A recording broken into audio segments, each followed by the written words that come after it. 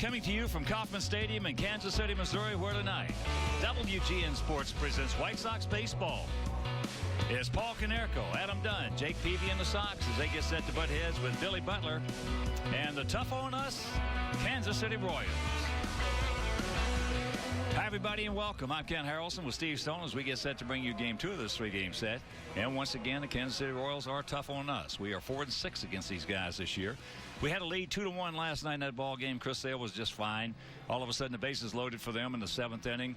Salvador Perez comes up, gets the changeup, hits it off the wall. That scored a pair. We lose that ball game 4-2. So we still come in game and a half in front of the Tigers, who are hosting the Orioles tonight. And this evening, Jake Peavy. Jake Peavy at 9-8, but the ERA is just over 3. So he's thrown the ball very well this year. At times, he hasn't had a lot of offensive support. However, lifetime against his Kansas City team, for whatever reason, he struggled against them. He's 4-6. His ERA up close to 5 lifetime against them. And so he's got his work cut out for him tonight because they have some hitters on this team. They've struggled with their pitching. However, Bruce Chen goes to the mound. 4-4 lifetime against our ball club this year, 8-10 with an ERA of 5.5. The oddity with Chen is he seems to throw better against our team at U.S. Cellular Field. He's never beaten our ball club in this ballpark. Hopefully that bodes well, and we take our first win of the series tonight. All right, sit back, relax, and strap it down. White Sox baseball coming your way.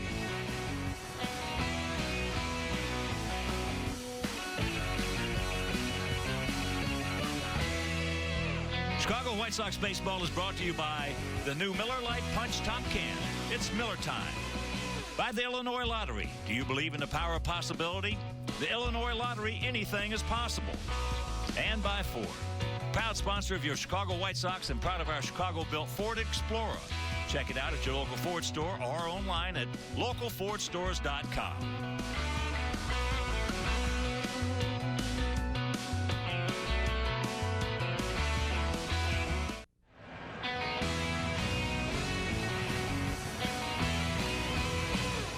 Back at beautiful Kauffman Stadium, let's take a look at the remaining schedule for both our clubs, the Sox and the Tigers. Of course, we do have 7 games left with Detroit.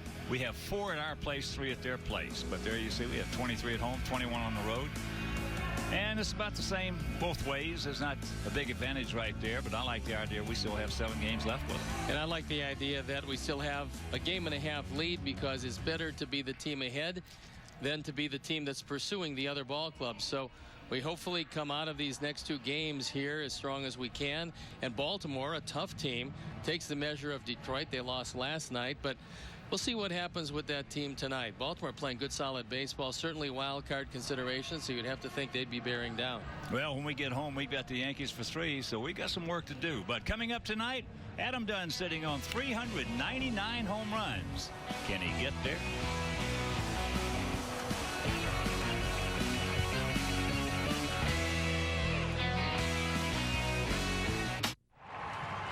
When you think mother, think America. WGN America, How I Met Your Mother. Sunday starting at 7:30 East, 4:30 West on WGN America.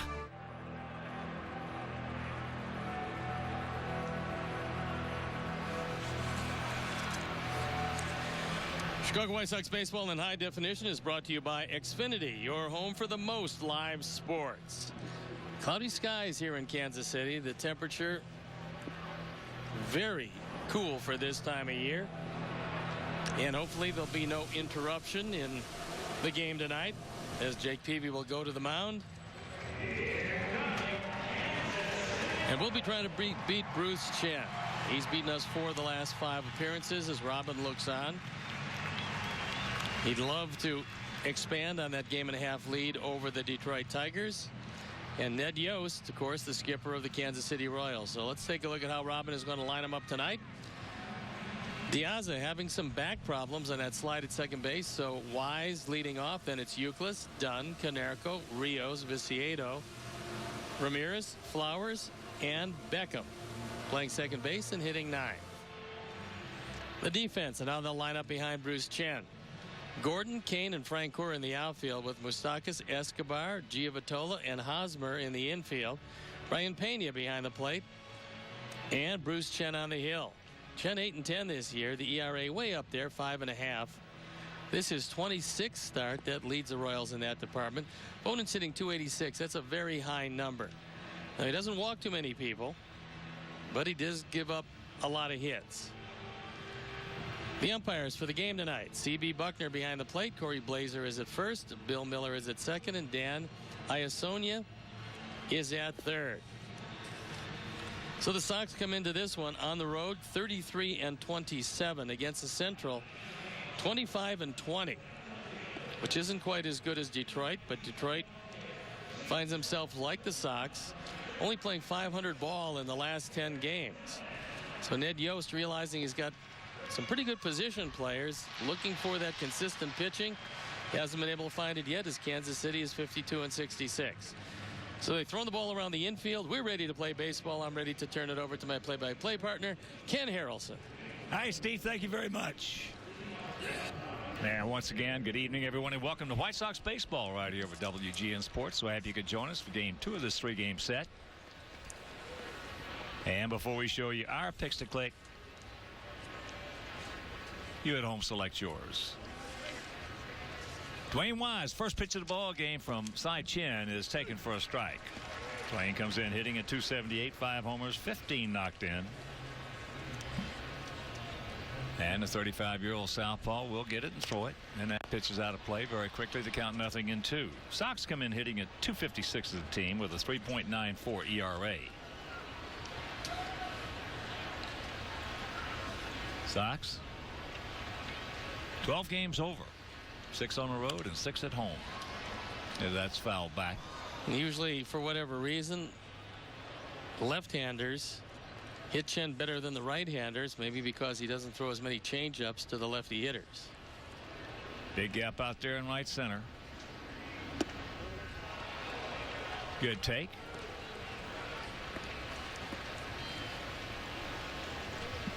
And the count 1-2.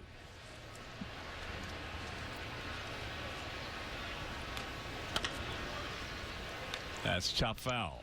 And here at beautiful Kauffman Stadium, 330 down the lines, 387 in the gaps, and 410 straightaway center. 81 degrees at game time.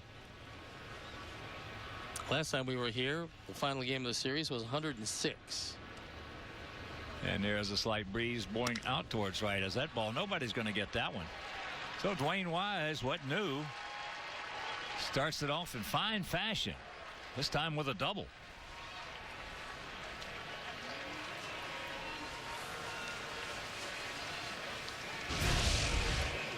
Looks to me like he might have hurt himself. Comes out of the box. You're thinking 3. But he pulls up after 2. Now he's trying to stretch out at second base. He crushed that ball in the gap. So Uke's got a job to do. Uke hitting at .237, 14 homers and 43 knocked in.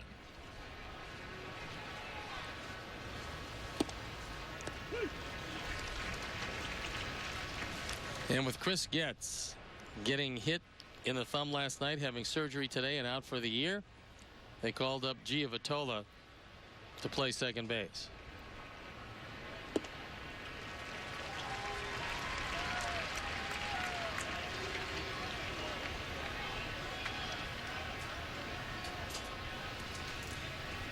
Oh, and 2 the count. Uke has faced Chen 18 times, has 6 hits. All of them stayed in the park. And that's a souvenir over their dugout.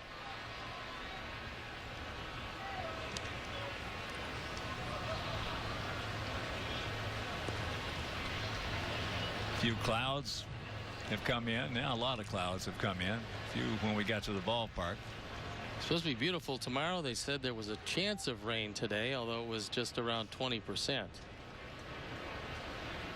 They need it. They desperately need it here. They have had a very dry summer.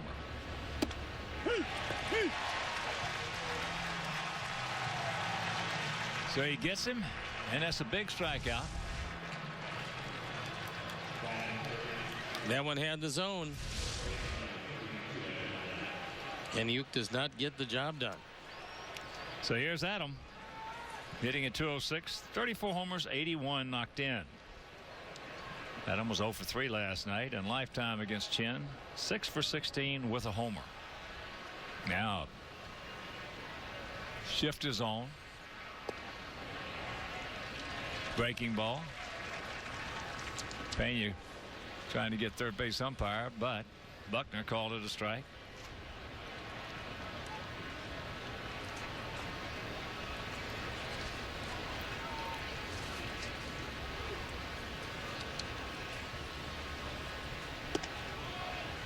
Now the breaking ball, that one misses. Adam, 399 homers.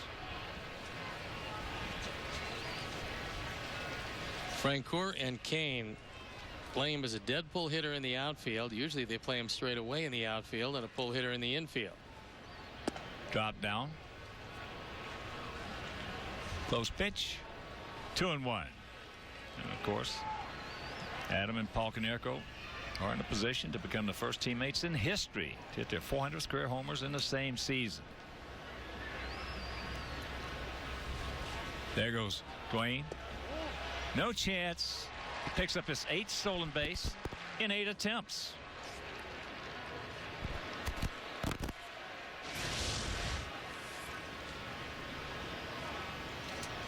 Boy, what a pickup he's been.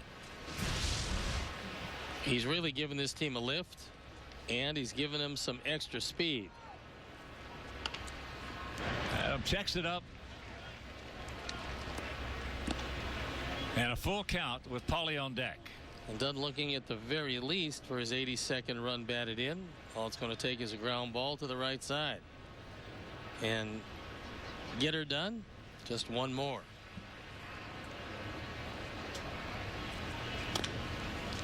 That is chopped foul, just foul. So right now let's check out our picks to click. Jim Angio, our director and crew, went with Beckham. Steve's going with Tank. Dave Fairman, Dave Warchuk, Paulie, and all the great folks out at the Golf Club Scottsdale. Now we're going to go with Adam Dunn, the man at the plate right now.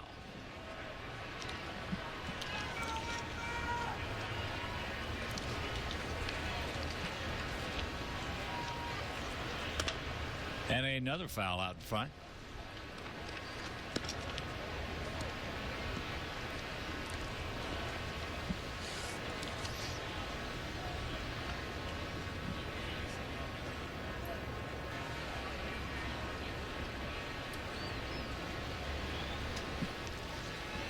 And another 3-2 pitch coming up.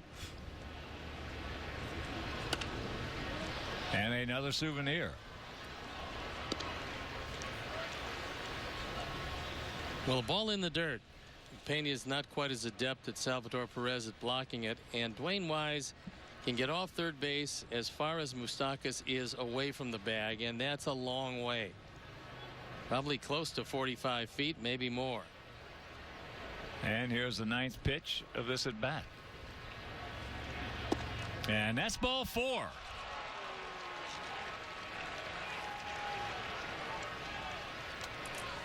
So runners at the corners. The anything is possible quote is brought to you by the Illinois Lottery, who each day make anything possible. As Paul Konerko on his return. When you take 9 or 10 days off, it seems like a month, but I felt good. He certainly did. That was his first at bat, and he took it way out of the ballpark. His second at bat, and he took it out of the ballpark. Well, he was 1 for 4 last night, and he just hit it right on the money 3 times. First time up, he had a rocket down to third.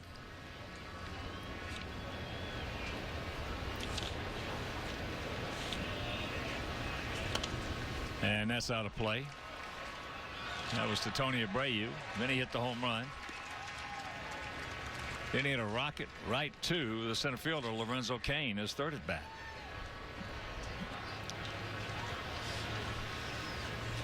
Chen is second on the all-time list of Panamanian pitchers for wins. And that's behind a man who's known for his saves, Mariano Rivera. High and wide, 1 and 2.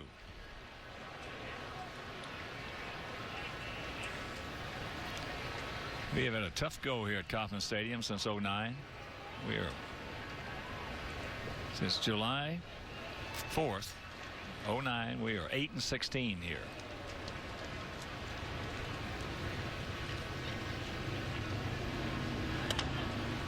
And he pops him up.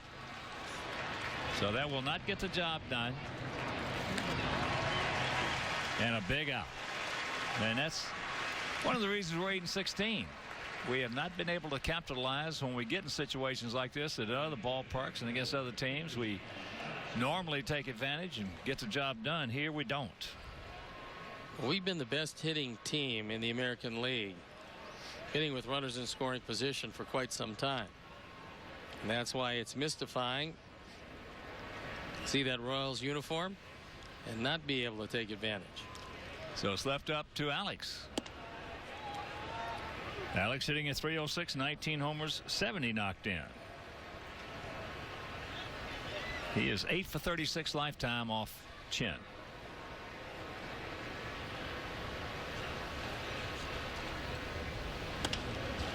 And that is a can of corn into right field. So we get a man on third, one out, and a leadoff double. Can't do anything with it. What new? And we'll go to the bottom of the first.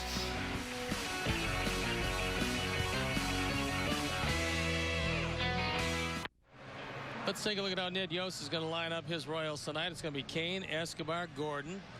Then Butler, who homered last night, with Moustakas, Francoeur, Hosmer, Pena, and Giovitola rounding it out. The defense and how they'll line up behind Jake. Viciedo, Wise, and Rios in the outfield. Euclid, Ramirez, Beckham, and Dunn. Tyler Flowers gets a nod behind the plate. And Jake Peavy on the hill. Looking for his 10th win of the year. The ERA just barely over 3.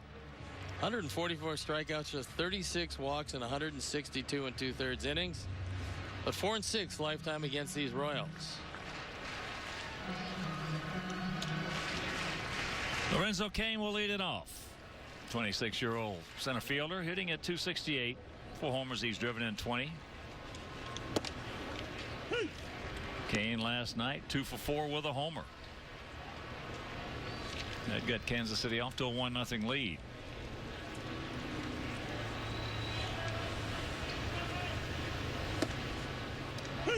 And the count 0-2. Well, Kane has never faced Peavy, so something must be wrong with Dyson. As Dyson 2 for 6 against him, and he's not playing. And he's a real speed burner at the top of the order.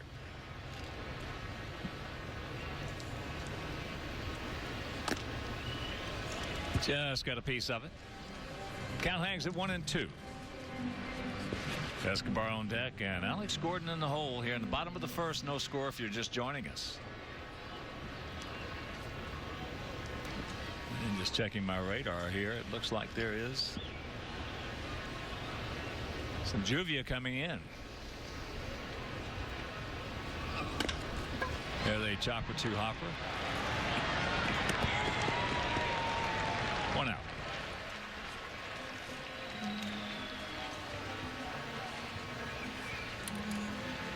That'll bring up Alcides Escobar, 25-year-old shortstop. He's on a 6-game hitting streak. He was 2 for 4 last night.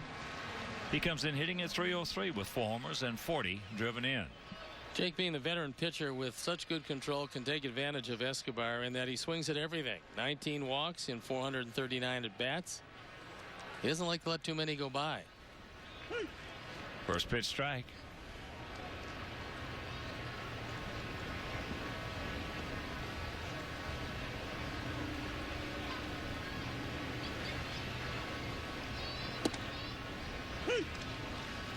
And the count 0-2.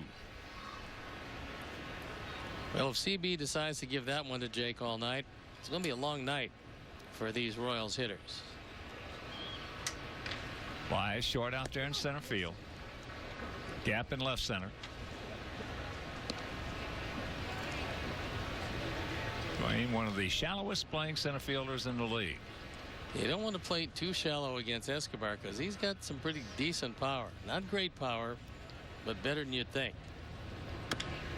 That's could be trouble.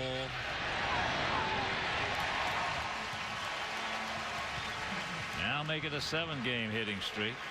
He gets a lot of those infield hits because he does swing at everything. And all he's got to do is chop it in the infield, and then it's almost impossible to throw him out with that speed.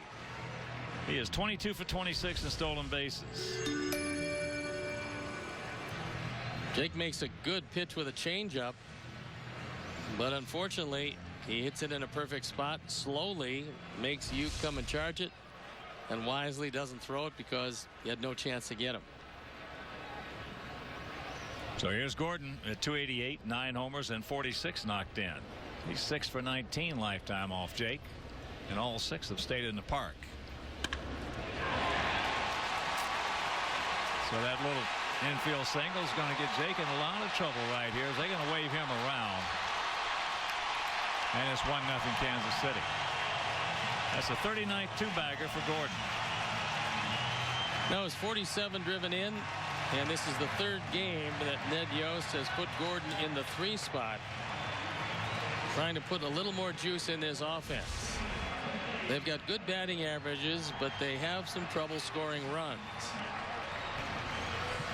And Jake, who's had problems with his team, throws a changeup right down the middle, and it looked like Gordon was expecting it because he smoked it.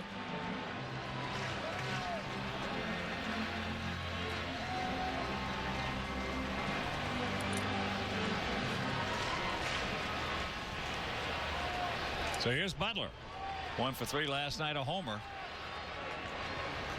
That tied the game at 2. Watch out. As he is drilled.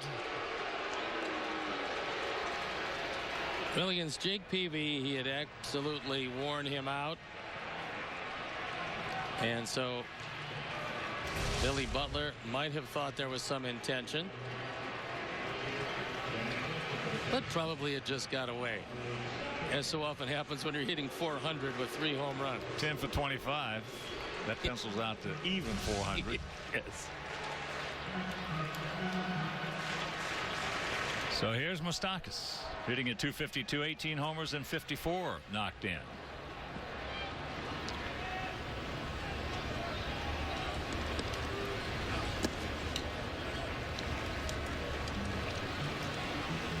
One in, 1 out, 2 on. Bottom of the 1st. Moustakas 2 for 14 off Peavy.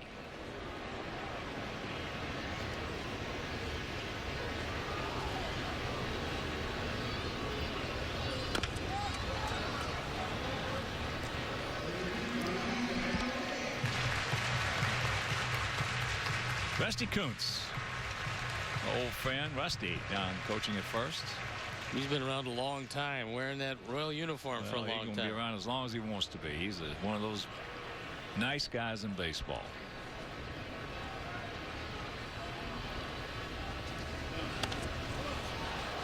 Hit him on the fist.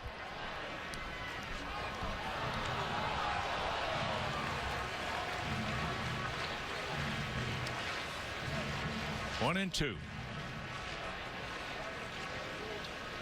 So a quick strike by the Royals here in the bottom of the 1st.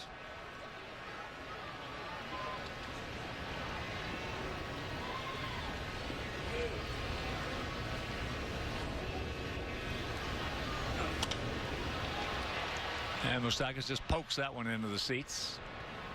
Well, last night Moustakas, who came in the game as Abreu shifted to second when Getz left, keyed that 7th inning with 1 out.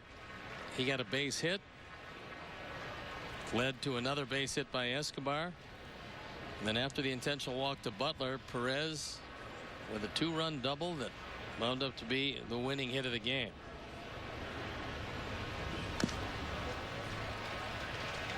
And that's foul back.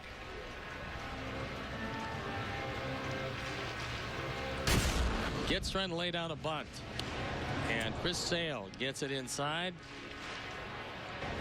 Chris gets his thumb is in the wrong spot. Had surgery today, lost for the year.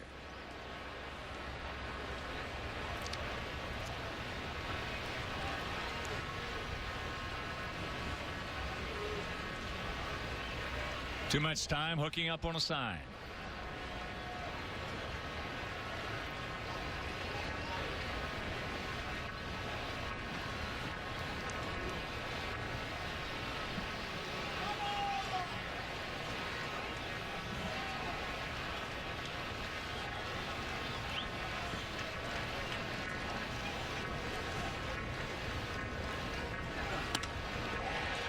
That's into left field. We got a man there. Tank has to reach up and haul it in. So 2 down.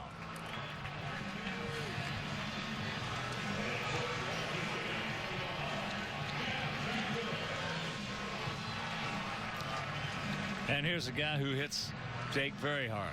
Jeff Francoeur, 11 for 27. Francoeur comes in hitting at 242, 11 homers and only 33 knocked in. As some rain starts to fall. And some fans start to scatter.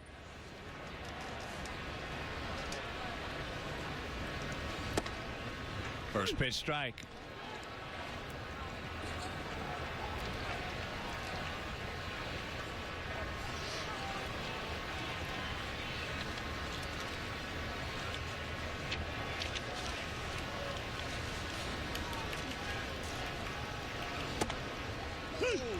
And the count 0-2. Francoeur with a couple of words for C.B. Buckner, but actually these pitches had a piece of the plate. That one borderline went Jake's way. First pitch, perfect pitcher's pitch.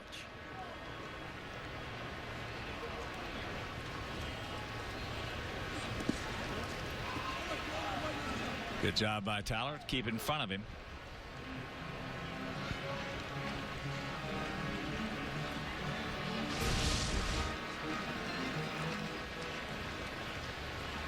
Kept the force out in place.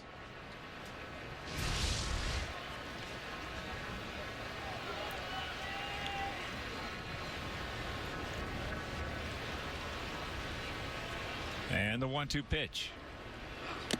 He gone. And that'll retire the side, but they get on the board. A double by Alex Gordon. After one, it is 1-0 Royals.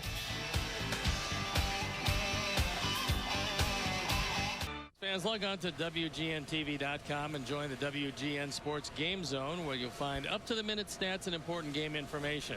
The Game Zone is sponsored by Safe Auto. Call 1-800-SAFE-AUTO now for a free quote with reduced rates up to 35%. Drive safe, spend less.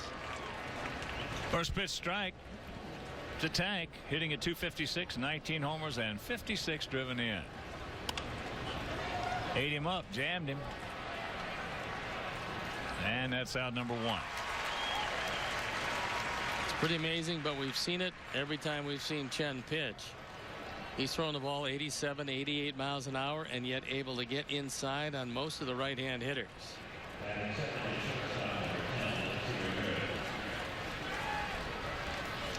Here's Alexei. He was 2 for 4 last night, but 1 for 22 lifetime off Chin.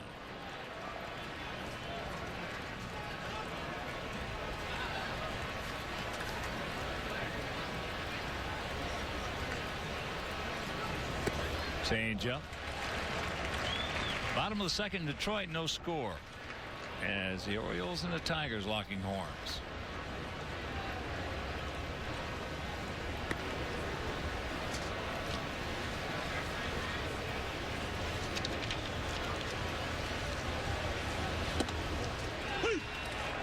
One and two. After a 76-mile-an-hour straight change, an 88-mile-an-hour fastball looks a whole lot better.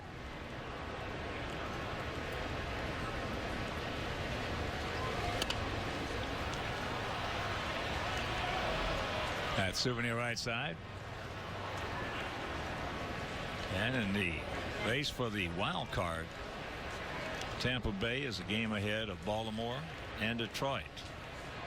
Baltimore, Detroit with identical records, 64 and 55.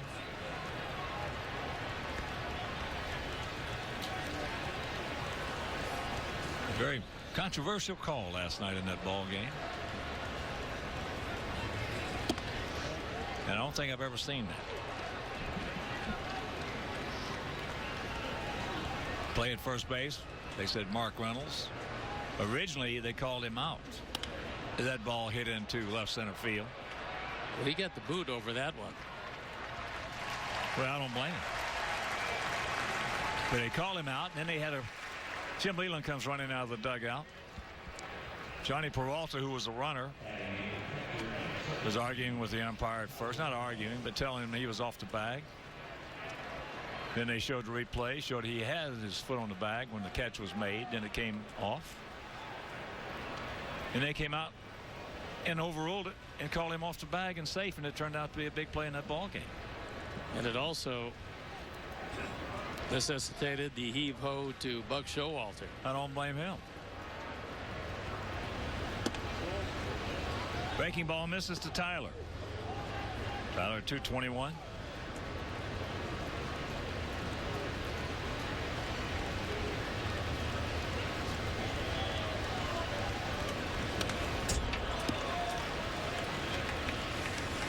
Yeah, I've never seen that I can recall. Play at first base where he was called out, and then a meeting of the minds, and they said no, he was safe.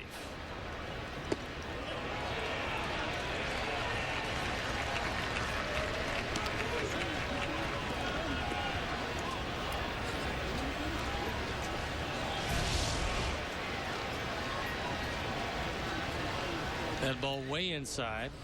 As he went around, it looked like he did. The appeal to Corey Blaser. And the 1-2 pitch.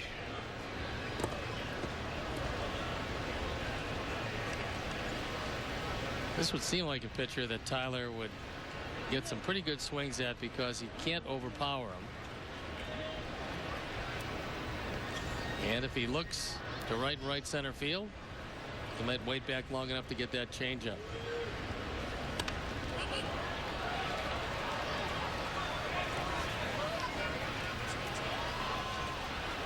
Right now, the time of night where any ball going up in the air, the infielder, in this case the pitcher, has to point up in the air, because sometimes, especially with these clouds and this rain, you're not going to be able to pick it up right away.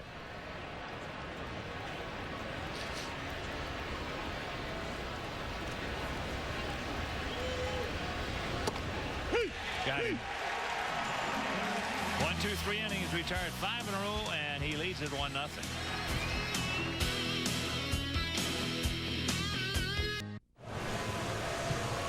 Eric Hosmer will lead it off here in the bottom of the second inning. Royals lead it 1-0.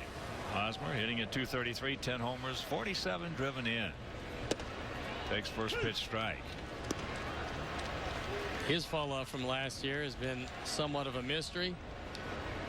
Everything down considerably from what he accomplished.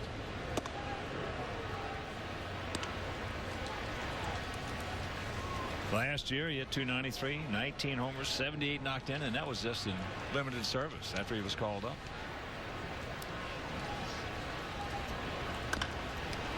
Chops that one foul.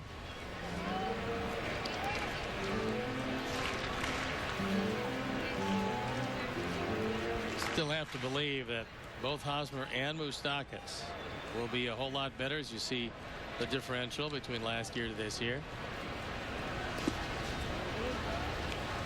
2-2.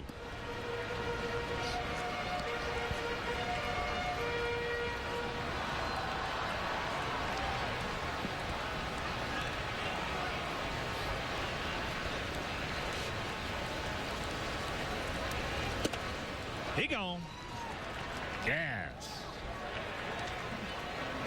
Second strikeout for Jake.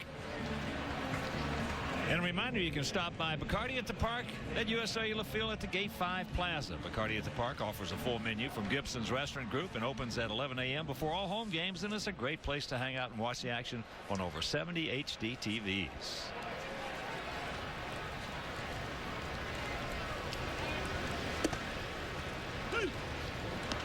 First pitch strike. Brian Pena hitting at .250, a couple of homers, 21 knocked in. Pena a better hitter from the right side than the left, but he's playing because we've got a day game tomorrow, and there's no way that Yost was going to catch Perez in both games, so he chose a 1 tomorrow.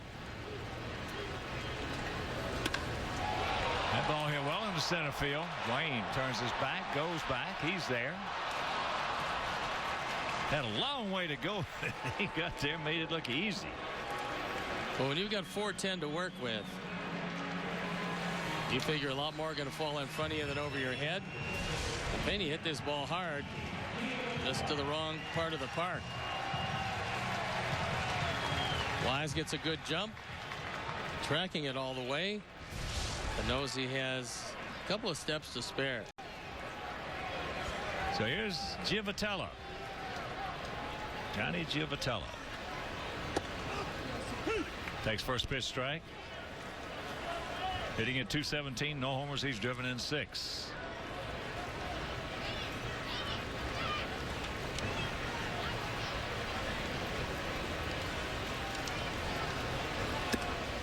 That's slowing away. Well, he was killing him at Omaha, so he seemed to have found out how to do it down there, hitting .323. But there's a vast difference in the quality of pitching you're going to face.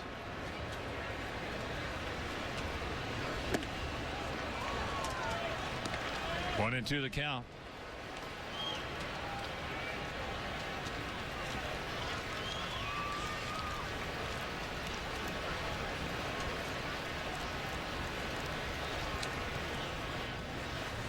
Johnny just 24 years old.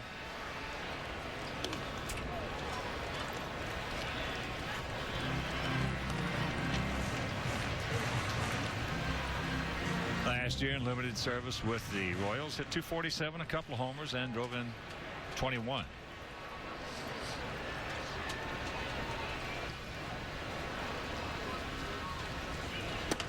He gone.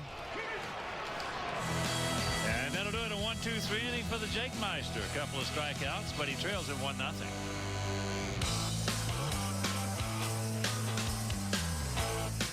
We get into the top of the third. It's 1-0. The Royals have the lead. Protecting the plate for the White Sox this year is A.J. Pierzynski. He recently had a 16-game hitting streak from July 21st, broken after the 15th. Tied a career high during that streak, 367 with 7 home runs, 17 driven in. This catcher profile is sponsored by Xfinity Home. Xfinity Home offers state-of-the-art features that help you stay connected to your home and family anytime, anywhere. Gordon Beckham fakes a bunt, takes a strike. Gordon 2 for 3 with a big RBI last night. A 2-out RBI single that put us on top 2-1.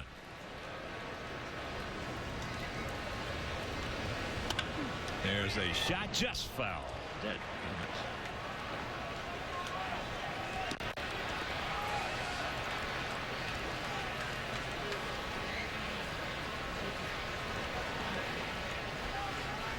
Royals fan very happy with the souvenir. The 0-2 pitch.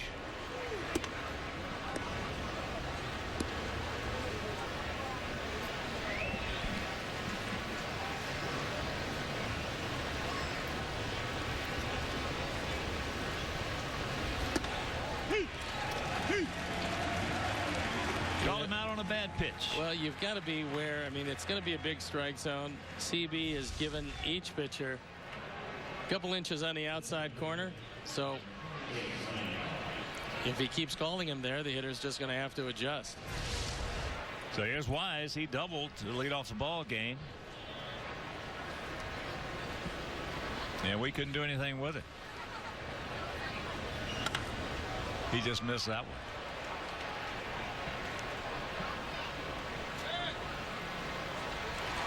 Two down. And here comes Uke. Uke struck out. Then after he struck out with 1 out, Wise stole second. I was checking that, stole third. So he was there with 1 out. And Dunn walked. Paulie popped up, as did Rios.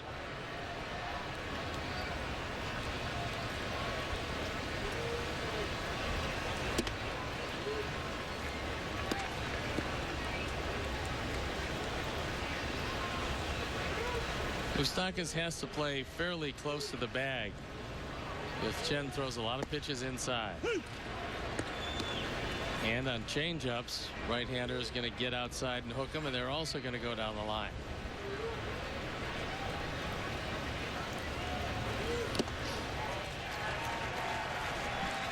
One and two. Cy Chen, a 500 pitcher in his career, 68 and 68. Well, that stuff he's got, that's just a tribute to his perseverance, cunning and guile,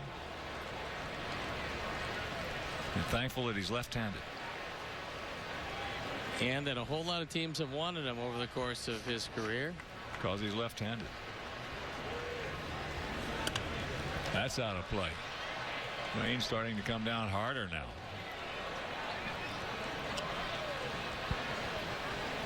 Moustakas is keeping that glove under his right arm.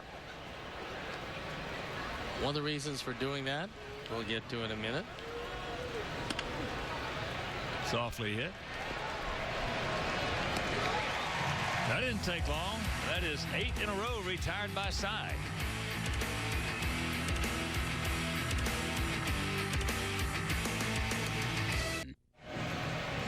Sox fans, we want to recognize your Chicagoland and Northwest Indiana Chevy dealers for their support of local youth baseball leagues.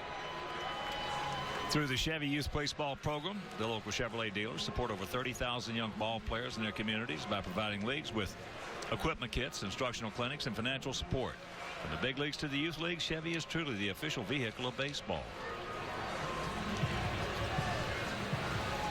As the rain continues to fall, it'll be the top of the order for the Royals here in the bottom of the third. They lead at 1-0. First pitch to Lorenzo Cain is taken outside. It looks like more of the ground screw has left the bullpen area and has stationed itself a little closer to the tarp. Breaking ball and the count 1-1. Cain came over along with Escobar in the deal that sent Zach Greinke, the Milwaukee Brewers. Greinke, of course, now with the Angels and has yet to really make his mark since the deal.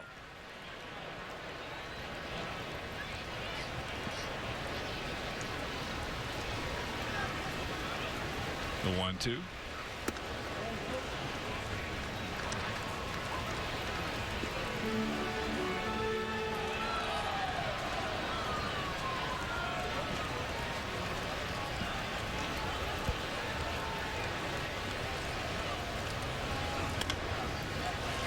That fastball popped up, and that's going to be in the seats for a souvenir.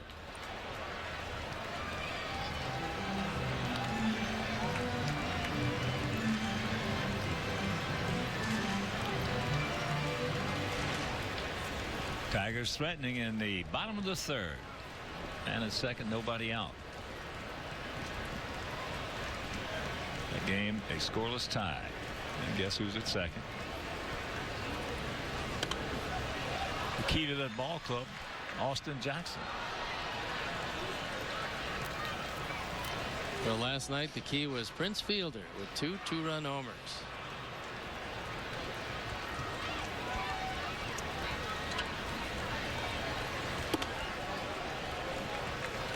And a full count.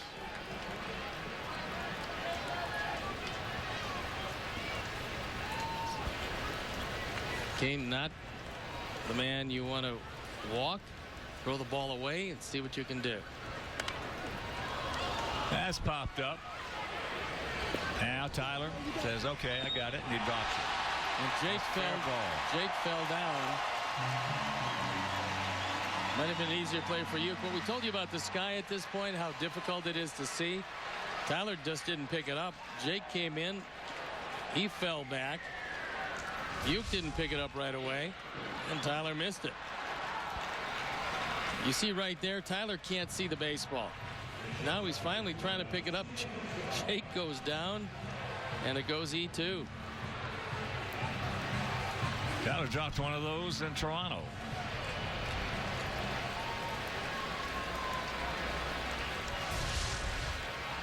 So good speed. He is 5 for 5 in stolen bases at first.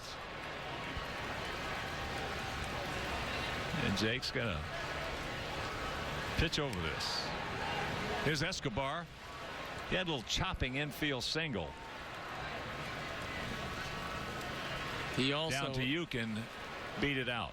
He also is a terrific butter if he so chooses. And with the wet infield, not a bad play. That hanging breaking ball hit down the left field line. Get foul. It will. Thank you very much. Jake got away with a big mistake right there. Just got away with it. Shortest part of the ballpark.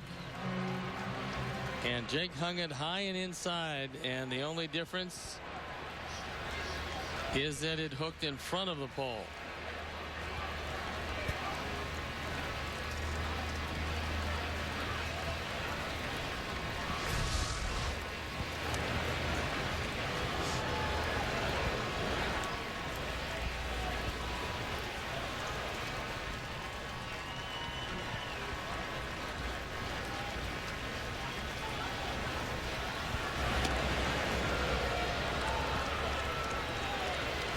Tigers now have men on first and second, 1 out, and Fielder at the plate.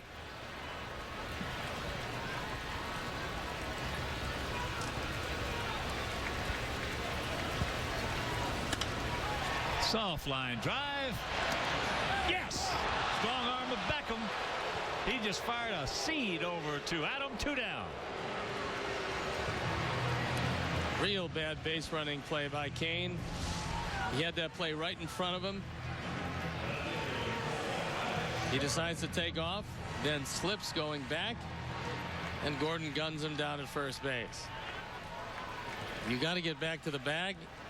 Worst case scenario is if it is a base hit, you make it to second, and at first and second, nobody out. So here's Gordon. He rocketed a double right down the first base line to knock in Escobar in the first inning. His 39th double.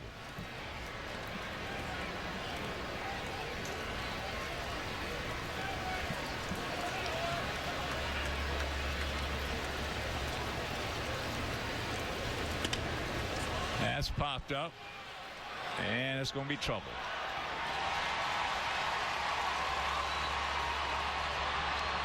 He's gone. Tank. Now they call him safe. He must have dropped the ball. Now he's safe. Tank with a big arm. Good throw to Beckham. Miller must have been screened from the dropping of the baseball, because Tank fires it to second. Throw beats him, and Gordon can't hold on.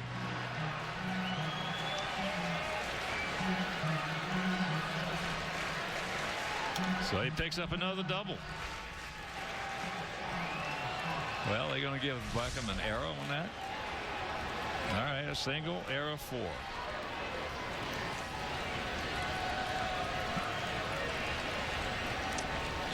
Meanwhile, here's Butler. He was drilled his first at bat. Yeah, Gordon had it partially in his glove. Yeah, it was kind of losing control of it as he went down for the tag, and then the contact, and he lost full control of it. So I would imagine he's just going to go right around Mr. Butler. Butler said something interesting. He said when AJ catches, he tries to hit off AJ because he knows AJ's calling his own game. He said with Tyler, he's going to guess along with Peavy. A lot of guys do that. Did you hit off the catcher or the pitcher, or both? Would it matter? Both. When we played Cleveland with that great staff that they had, we hit off the catcher. When we played Baltimore, we hit off the catcher. Other staff should hit off the pitcher. No, he didn't go around him. But here's a throw to the plate.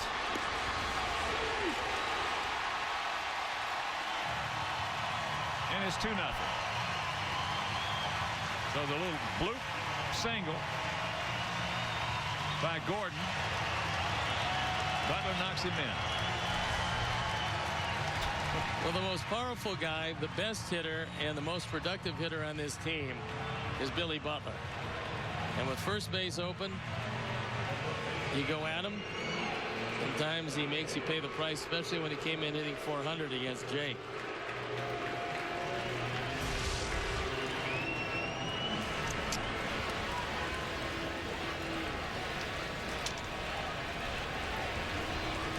Well, we have made 2 errors in this inning.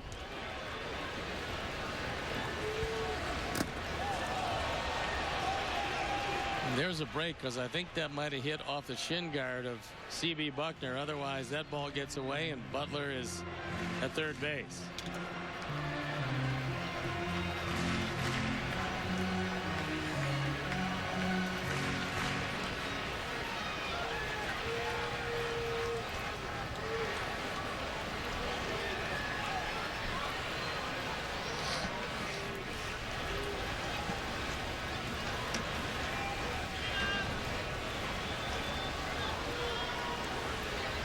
Here's the 1-0.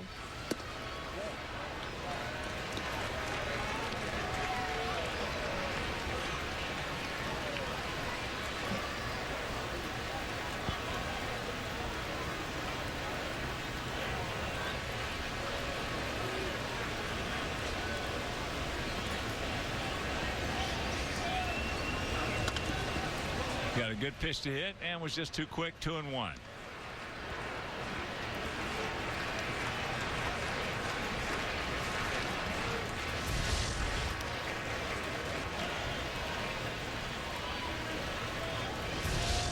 That one had the whole plate, and Moustakas, who has been struggling, get out ahead of it.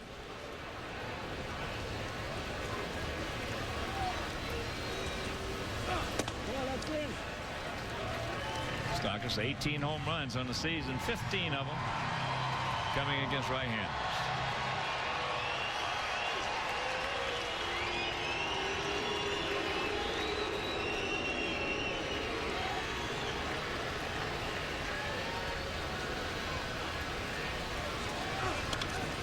Get another good pitch to hit. So a full count with Francoeur on deck.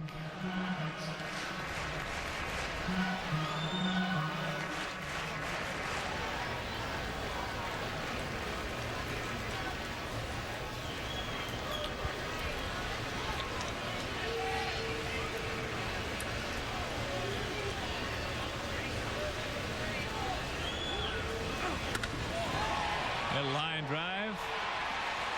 Ball gets by him. Butler scores. Go to third. And you drop it.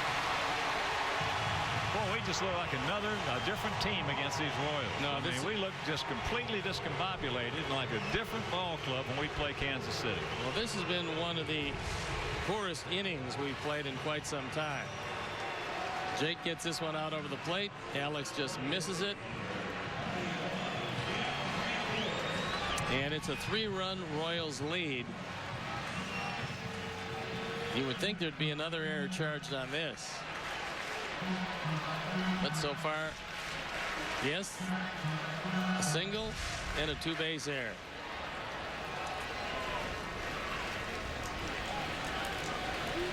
So the third error of the inning.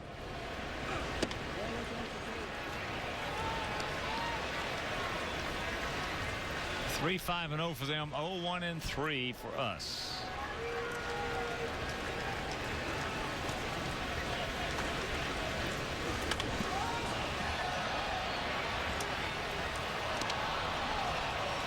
A different looking ball club.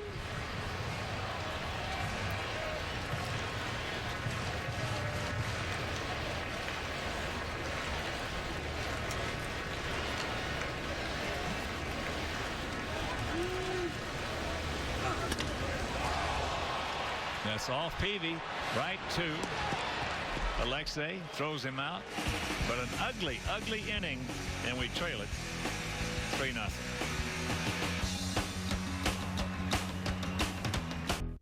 favorite comedies, sports, and movies, all on WGN America.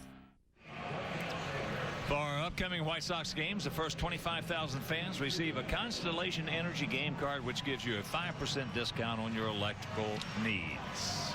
So we trail it 3-0 here in the top of the 4th inning. Just a Hughley inning.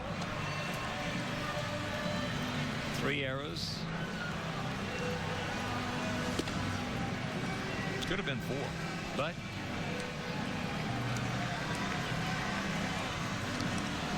it'll be done. We still got 6 to go, boys.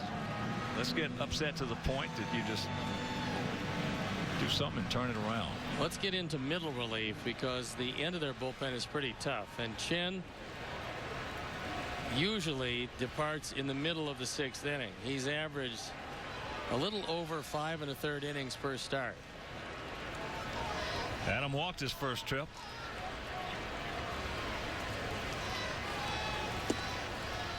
Curveball strike. Baltimore got out of that inning unscathed. It's the top of the 4th, no score in Detroit.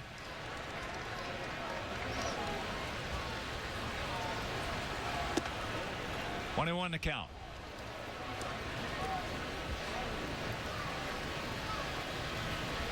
Second of 3 here in Kansas City. And tomorrow it'll be Jose Quintana against Jeremy Guthrie. That game will be over Comcast Sportsnet.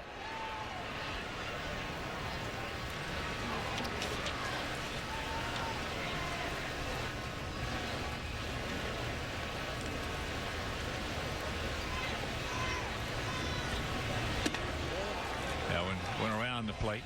2-2, and we want to give a big White Sox shout out and happy birthday to Bridget Gonzalez, WGN's production coordinator. Happy birthday, Bridget.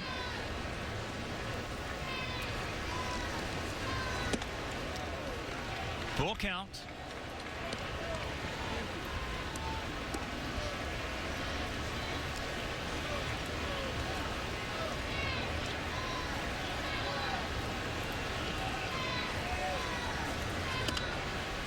Ate him up. Not going to be playable. Also another big Sox shot out to Nick and Fran Milazzo, celebrating their 50th wedding anniversary. Congratulations, Nick and Fran. Fran, you got to be a heck of a lady.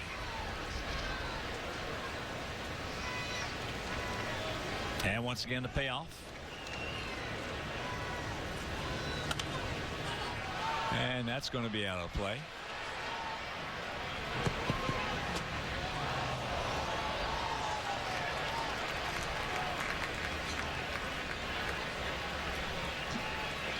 Starting to clear up. Back from the northwest over there.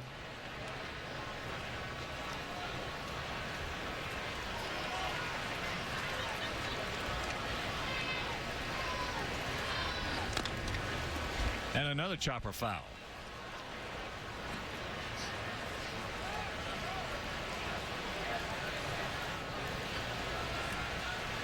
Well, last time he walked at him, and this is the 9th pitch of this at bat.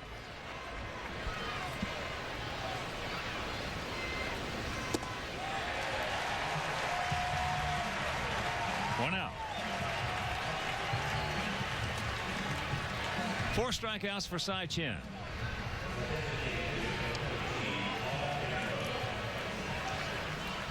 And here's Paulie. He popped up.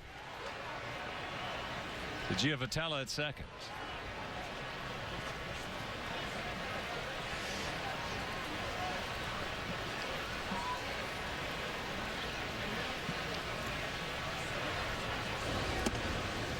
Breaking ball high. Alex Rios on deck.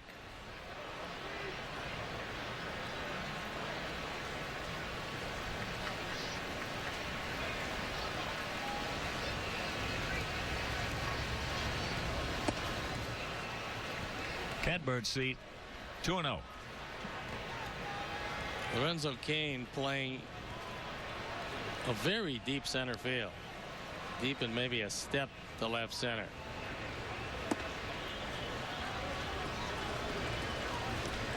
3-0.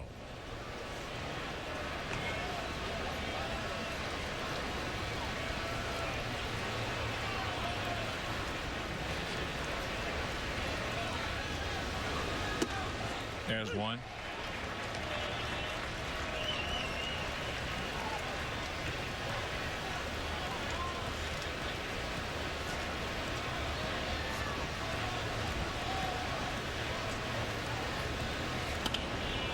And that ball hit into left field.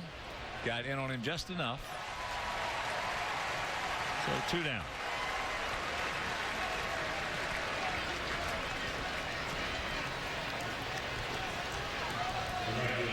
With 2 out, that'll bring up Rios. Alex went out to his counterpart, Vancourt, in the first inning.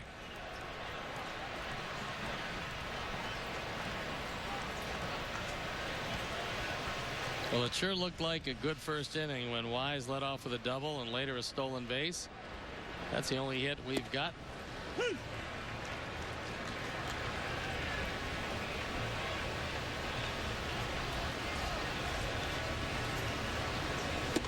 Well, that's the reason we call him Cy. It's absolutely amazing. His fastball, not much to speak about. The changeup, pretty decent. The curveball, okay, but not great. And mix them all together, and you get a guy who's beaten us 4 of his last 5 decisions.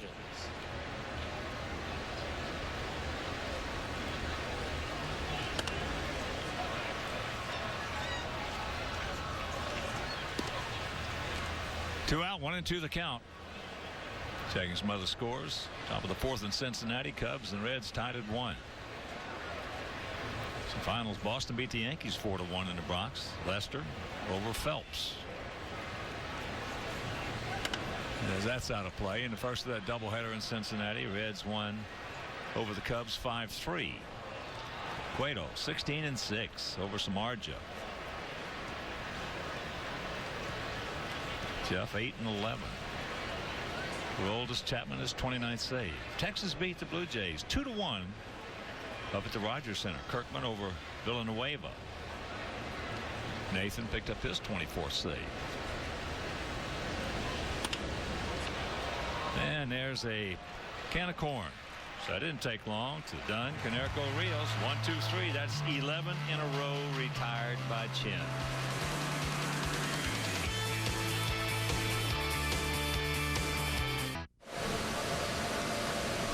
It's a 3-0 Royal lead. And a reminder, Hooters is the official road game restaurant of our White Sox. Come into any Chicagoland area Hooters when our Sox are on the road to catch the games on their flat screen HD TVs and enjoy great Miller beer features. Hooters, well, that's the original. Wing joint.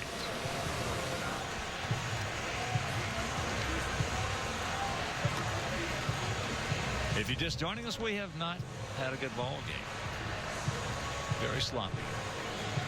And that is not normal for our ball club. We catch the ball better than anybody in this league, and yet tonight we have absolutely stumped the place up. It was a very tough inning for Jake. Could have been out of it easily in the 3rd, but instead gave up the 2, which widened the deficit. Hosmer fouls it away. He struck out swinging on a fastball. Jake 0-2 against the Royals this year, 4-6 lifetime.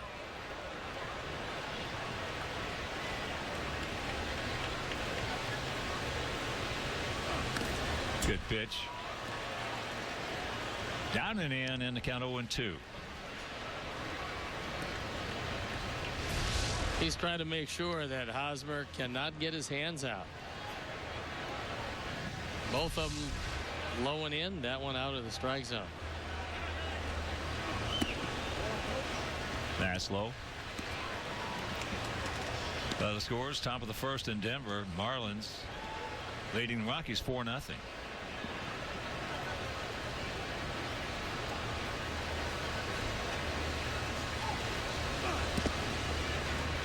Two and 2 the count. Phillies leading Milwaukee 4-0. Top of the 4th at Miller Park. Dodgers leading Atlanta 3-1. Top of the 5th in Atlanta. No score. Mets at Washington. That's in the bottom of the 5th. Eddie 0-2. It is now 3-2. That time he tried to do exactly what he did to him in the second inning, which was a letter-high fastball and throw it by him. He gone. He knew it. Change up from Jake. Takes a little something off.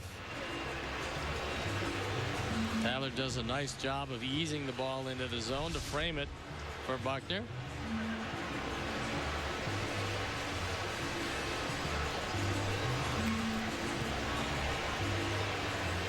They're going to change Rosenbags because that one's been laying out there for a while, and so Rosenbag doesn't do you much good if it's soaked.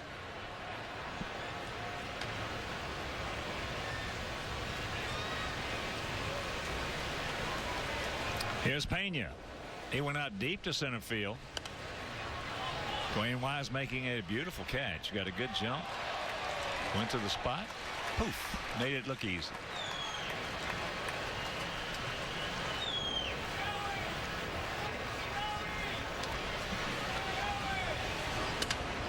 Broken bat ate him up.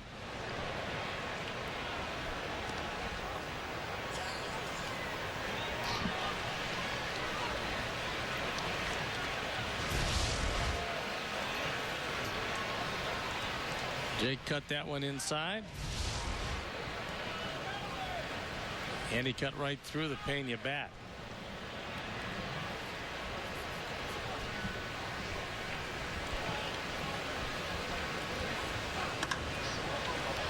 High pop up. Alex.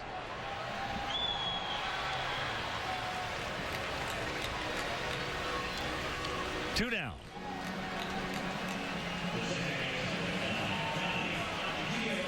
Johnny Givotella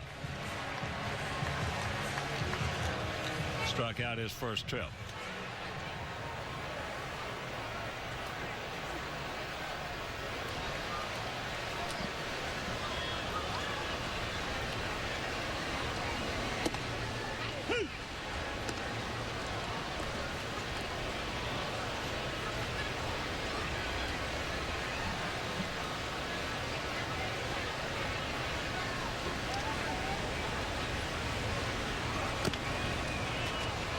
Double hit, and the count 0-2.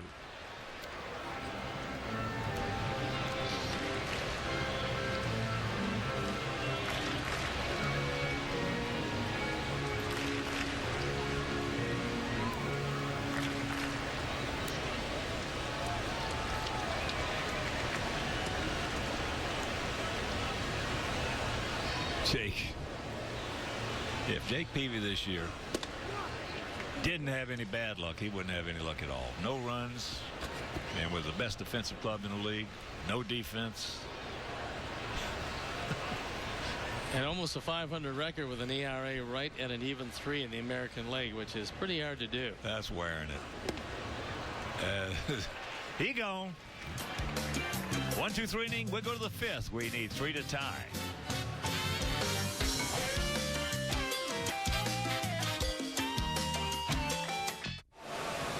The 5th inning is brought to you by Fifth Third Bank, the Curious Bank, member FDIC.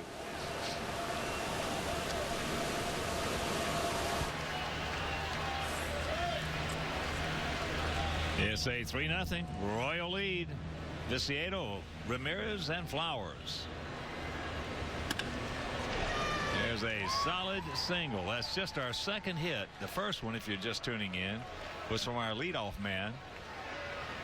The very first hit of the ball game, Dwayne Wise, who doubled into right center, and we couldn't do anything with it. That one up and out over the plate and taken right back up the middle like a rocket. So here's Alexei. He went out to center field. Alexei now 1 for 23 lifetime against Cy Chen.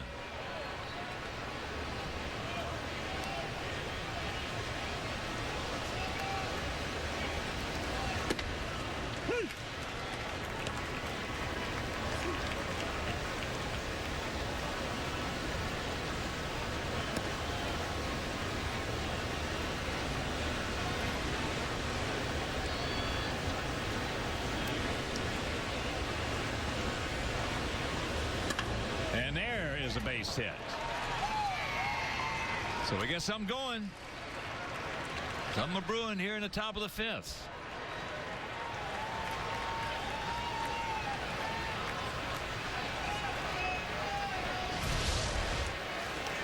Well, this is about the time when Bruce Chen starts to have his stuff tail off.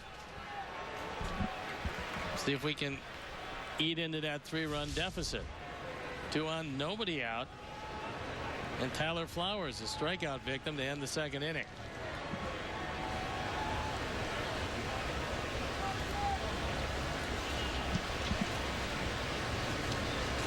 Tyler struck out, called out.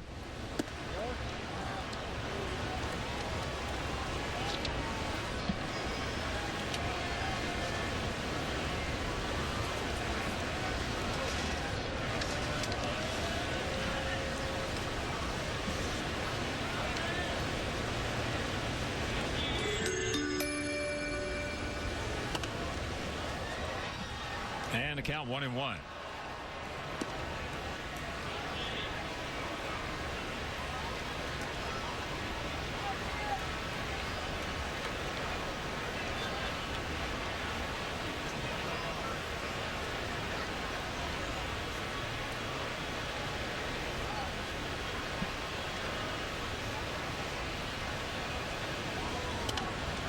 Good rip at that one. Meanwhile, he's in the hole 1-2.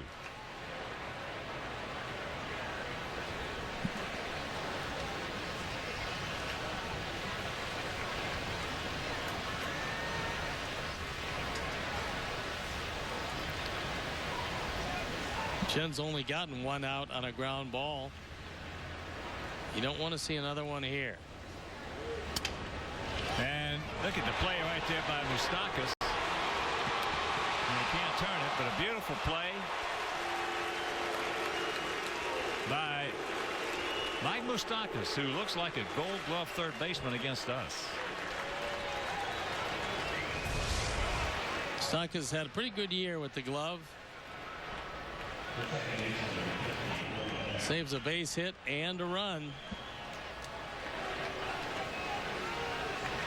But Tyler, with better than average speed for a catcher, able to beat the play at first.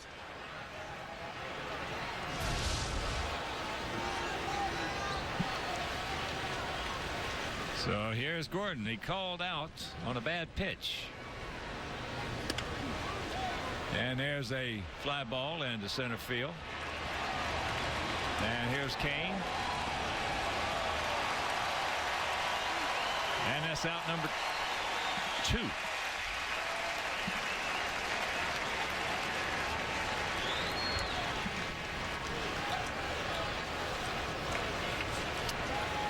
So it's up to Dwayne Wise.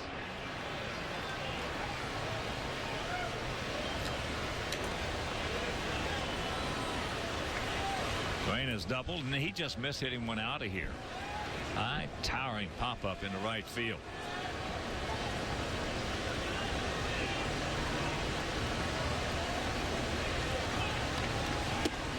Takes first pitch strike.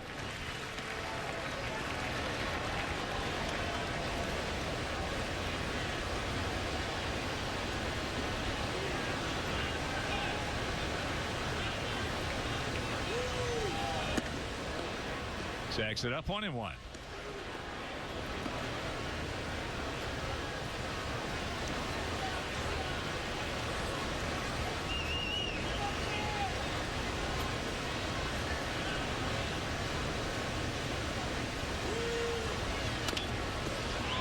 Well, it's the second time we've had a man in third with less than 2 out. We can't do anything with it. We're halfway home, trailing 3-0.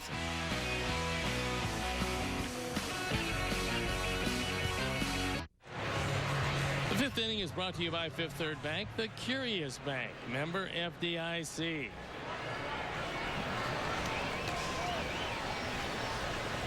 We are getting shut out 3-0 here in the bottom of the 5th inning. First inning, we had leadoff double by Wise. Stole third, couldn't get him in. Top half of this inning, 2 singles and nada.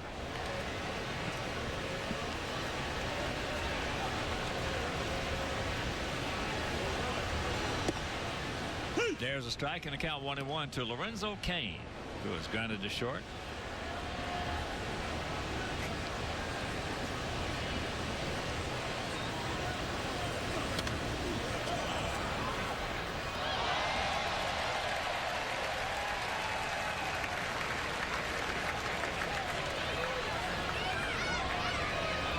Gap out there in left center. Wise, short, very short, playing center.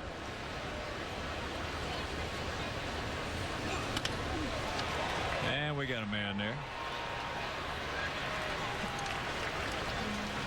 One out, and that'll bring up Escobar.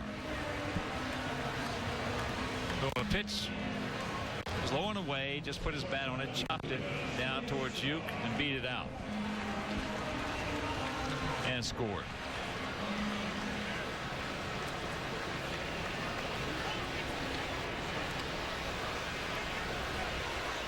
After 5 in Detroit, as they host the Orioles, there is no score.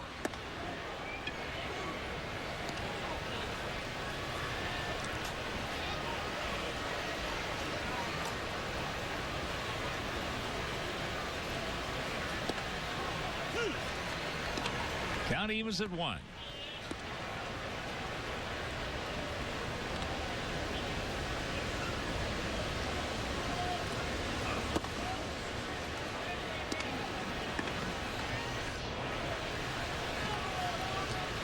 A lot of pitches for Jake as he's about to deliver pitch number 82 with just 1 out here in the 5th. Change up in the hole. Another infield hit for Escobar.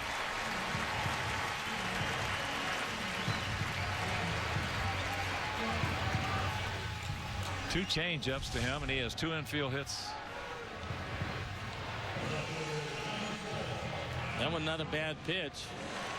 Once it got by Uke and Uke had no chance, then Alexei with no chance. Escobar with an infield hit last night. That was hit a little harder. That was hit off the hand of Chris Sale. So here's Gordon. He is 2 for 2 with an RBI and a run scored.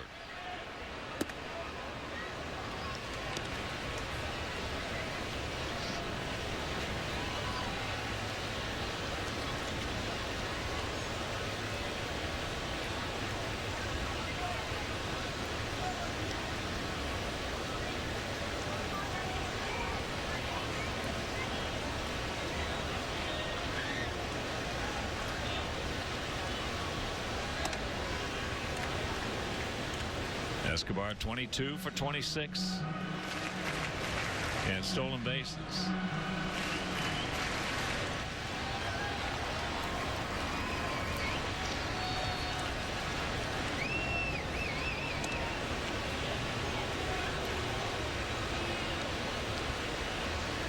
Jake would like to wear him out a bit, seeing as there is some heavy footing in the infield with all the rain we've had. The tarp was not necessary, however, and the rains have abated. There's a strike.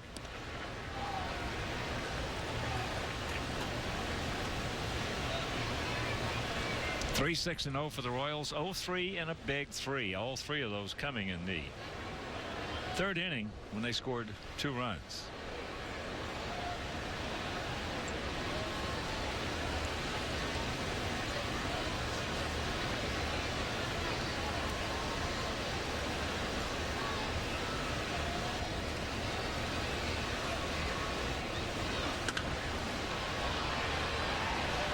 One and 2 the count for the 28-year-old outfielder. Former first-round draft pick, 2nd player chosen in the country. So they've had a lot of first-rounders, and a lot of them got to the big leagues, as they should if you're going to be a first-round pick.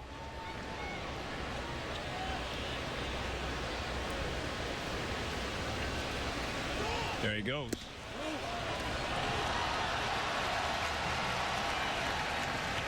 That time the ball was in the dirt. He went to make the throw, and just the wet baseball slipped out of his hand. So 2-2 the count.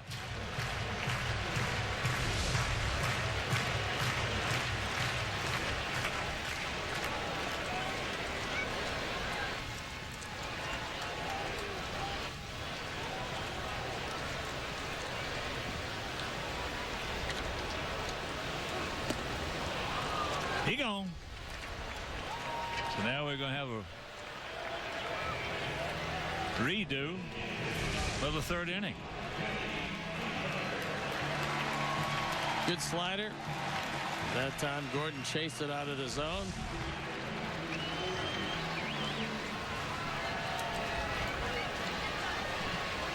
Butler was drilled in the first inning. Then he came up with Gordon at second base, first base open. They pitched to him and he knocked him in. Takes a high breaking ball right there.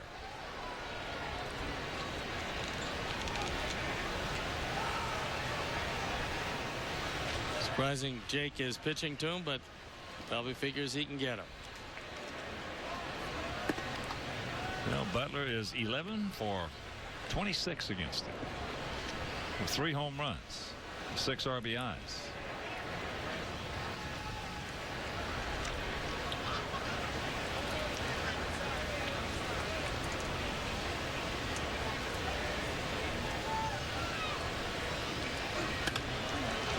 That ball is lined hard. Butler got his man in scoring position. He shifts his entire focus to right field and up the middle. Then if you throw him something from middle in on a certain count, he will just react. That's one reason he is such a really, really good hitter, and has been since he came into this league, and he's just 26.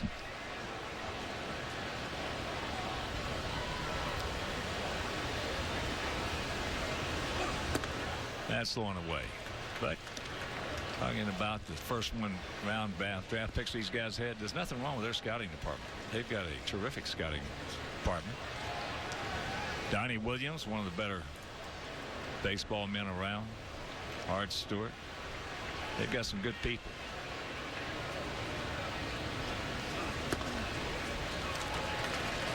Meanwhile, no pitching. They've had it. This year, though, they have lost 4 guys to Tommy John surgery.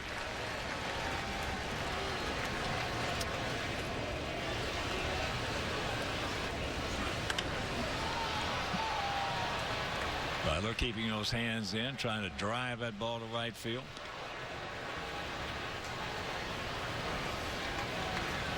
Moustakas on deck.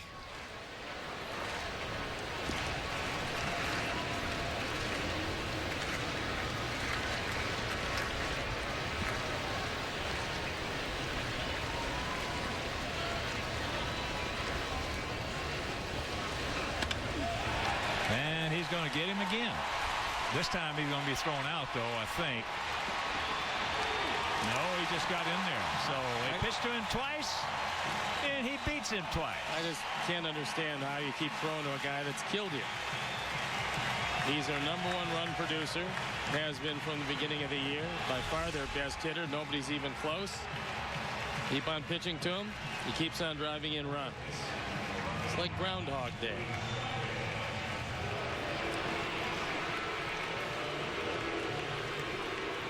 Fool me once, shame on you. Fool me twice, shame on me. There's Moustakas. 78 driven in. Nobody on this team is even close to him.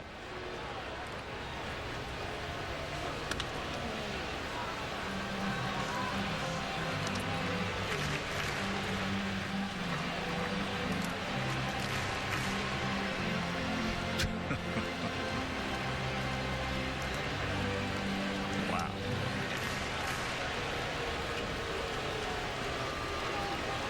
Wow.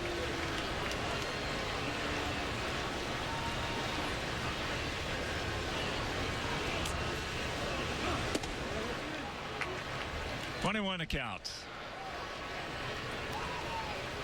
This is one of those times I wish I could cuss.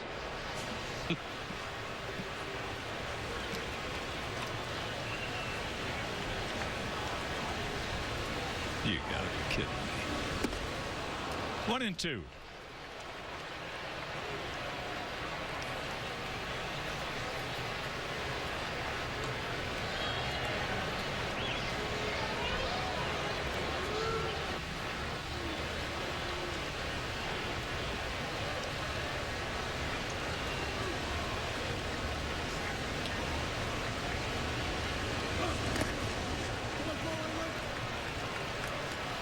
Moustakas now 3 for 16 lifetime off Jake.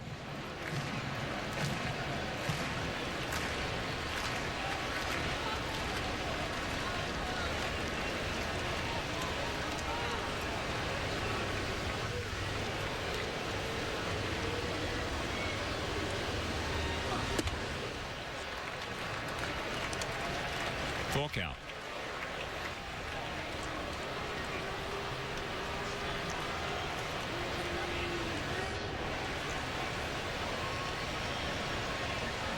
Well, ready to hit the century mark as the 26th pitch of the inning.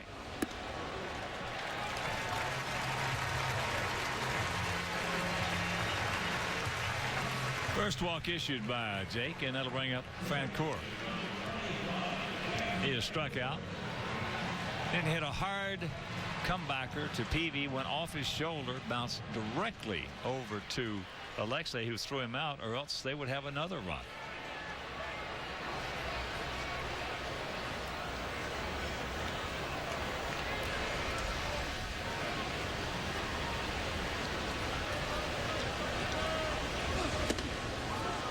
Big hack, no contact.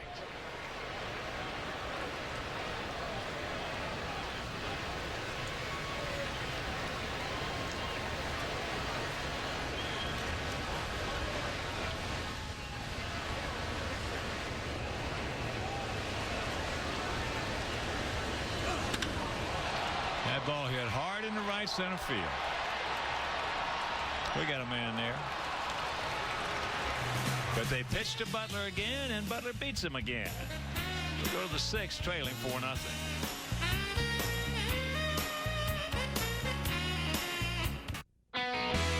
This copyrighted telecast is presented by authority of the Chicago White Sox and may not be reproduced or retransmitted in any form, and the accounts and descriptions of this game may not be disseminated without the express written consent of the Chicago White Sox.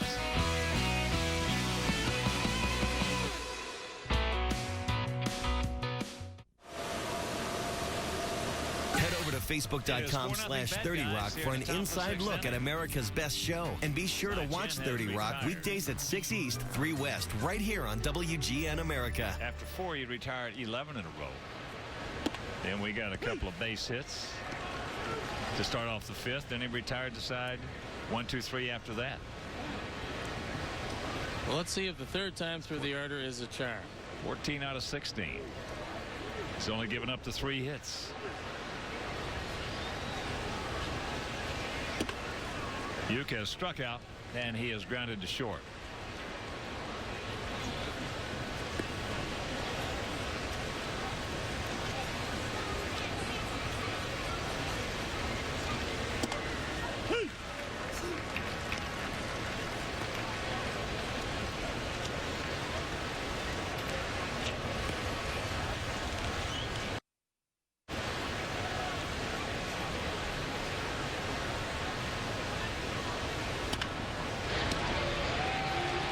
Moustakas. Uke now for 3. Moustakas between innings, and we talked about why he kept his glove under his arm earlier in the game when it was raining. Between innings, he grabs that rosin bag and pounds it into his glove 4 or 5 times. So when you do see the ball hit the glove, you'll see a puff of rosin. Don't see many infielders do that, if any of them. All it is adding a little stickum, so to speak, to your glove. Yep, give you a chance to, especially if the rosin bag is a little moist. Maybe get to a better grip on the baseball. Checks it up. Adam has walked and struck out. But the appeal to Dan Iasonia said he did indeed go.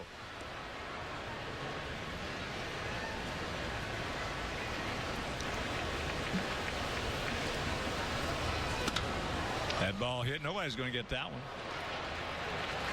That's going to be a double. That's his 15th two-bagger. 2 up. 2 guys hit the ball hard here in the 6th. And that fastball down the middle is crushed into left center field. No activity. for the Royals. They lead at 4-0. And here's Paulie. Paulie has popped a second. And he's going out to left.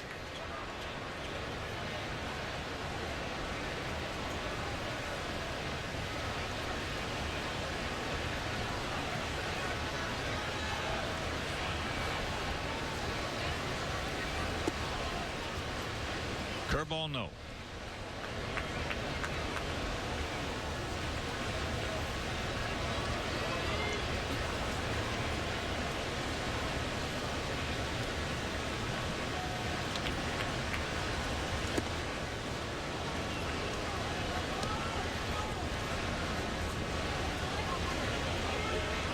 Got a couple of breaks on those two pitches. Paulie's ahead 2-0.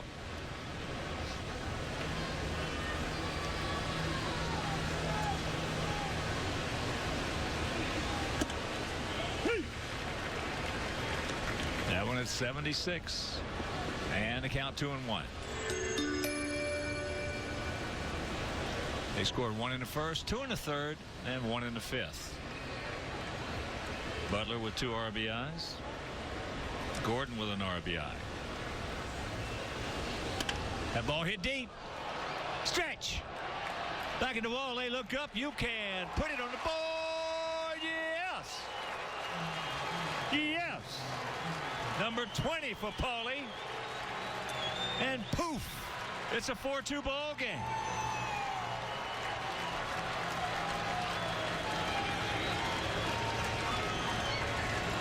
Well, we told you that Chen averages 5 1/3 innings, and he's worked 5 1/3 innings. And Paulie cuts the lead in half. Our 4 drive the game. 20 and 57 on the power numbers. And now the bullpen's going to start to work. His 4th career homer off Cy Chen. And here's Alex. Alex has gone out to right, and he has gone out to center.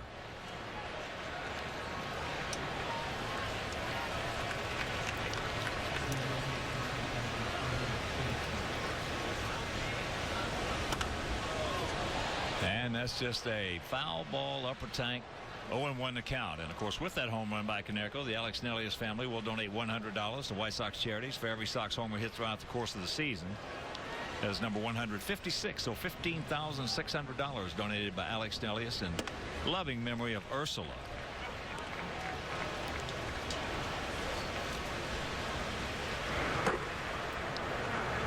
Kelvin Herrera, who we saw last night loosening up in the pen. That ball hammered right at Kane. He almost came in too far, and that ball was accelerating as it just missed getting over his head. So there have been 4 hitters, and 4 guys have just crushed the ball here in the 6th. Paulie having that time off. And he was banged up besides the concussion prior to that, so that time off in a way was good for him. Comes back, 2 games, 2 homers. There's a strike to Tank. Tank is 1 for 2, a single.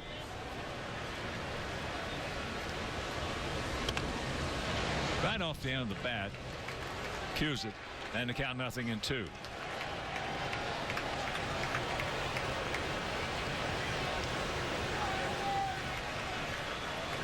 I mentioned that's our 156th homer. Last year we had 154 homers. As he strikes him out, but the 2-run homer by Paul Konerko. And we're right back in this ball game.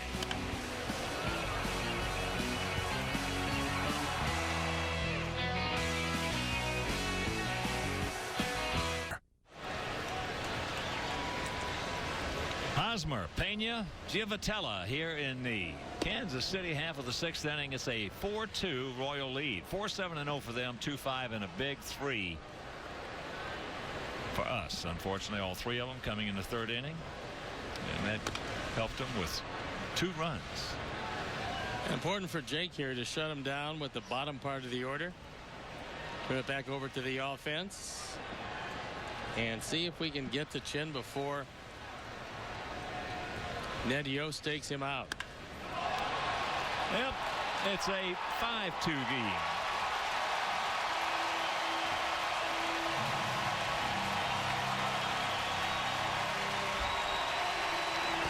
That's number 11 for Hosmer.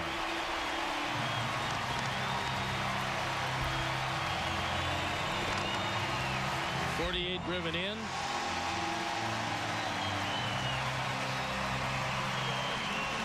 And for Jake, the 17th home run he's given up. Not that high a total in 169 innings.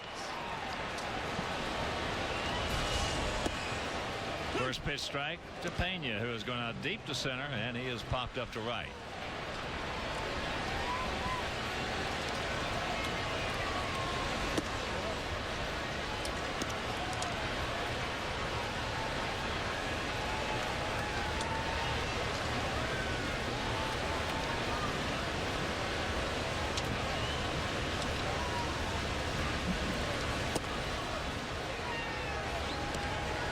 Took something off, turned it over.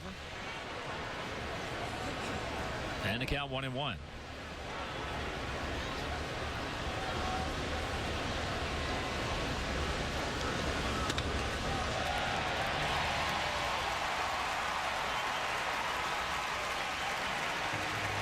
So there's the 9th hit.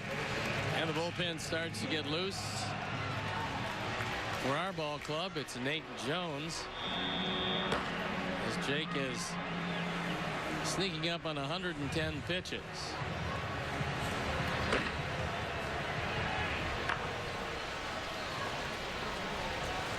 Giavatello 0 for 2 with a couple of strikeouts.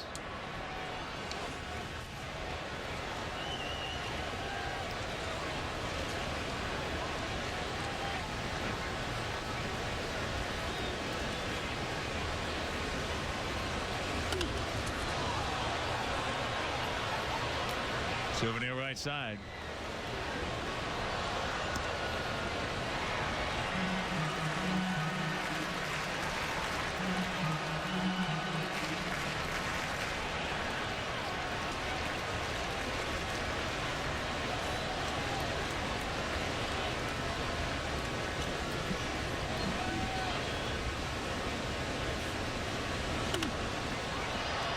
And almost a blueprint.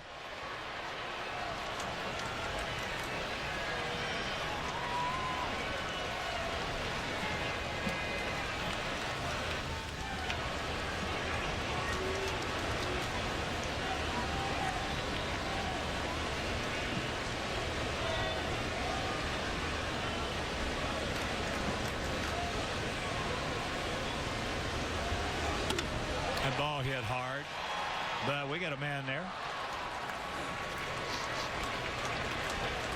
So they're just teeing off. And here comes Robin. And as we speak, Baltimore is taking a 3-0 lead. Top of the 7th inning over the Tigers.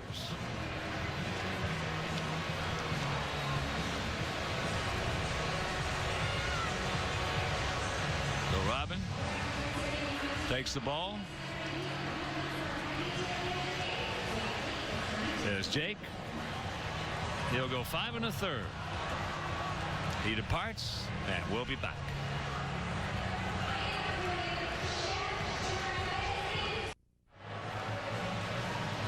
And prorated season tickets for the 2012 White Sox season are still available. And if you purchase tickets for remaining games and place a deposit on 2013 season tickets, you will receive 2012 postseason ticket priority. So for more information, call 312-674-1000 or visit whitesox.com. Nate Jones comes into the game at 5-0. The ERA 3.35 on for the 45th time. He inherits Pena at first base. It's already a 5-2 game. As Jake goes 5 1/3, gives up the 9 hits and 5 runs, responsible for the man at first. That one at 98, blowing away. Kane is 0 for 3.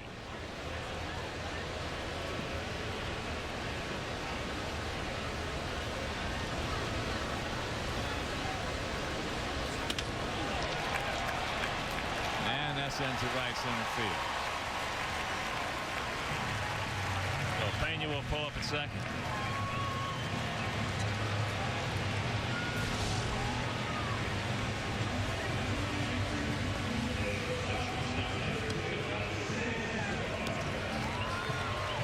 Got it off the end of the bat, but hit it in a good spot.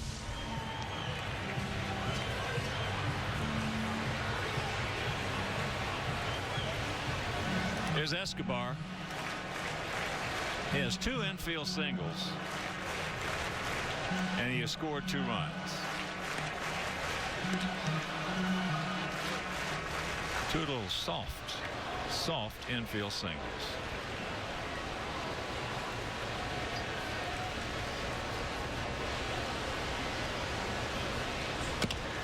And he's going to have another one right here. He's got 3 infield singles. Well, even if he doesn't slip, it's going to be almost impossible to throw him out. That ball hit right off the plate. But with the wet infield, as soon as you go to plant that right foot, you slide with it, and now you got the bases loaded. So a little over a game and a half, Escobar's had 4 infield singles. And here comes Robin.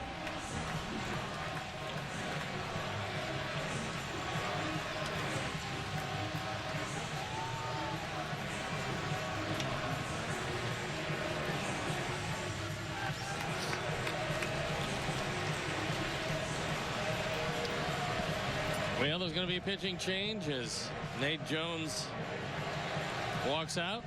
Looks like Donnie Veal coming in. And so we'll step out and be back after these messages.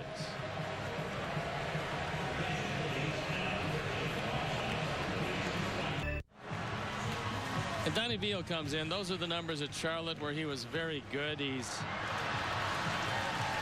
only thrown 3 2/3 innings for us, but at Charlotte, 2.08 ERA and a 7-3 record. So he inherits a mess. Bases loaded.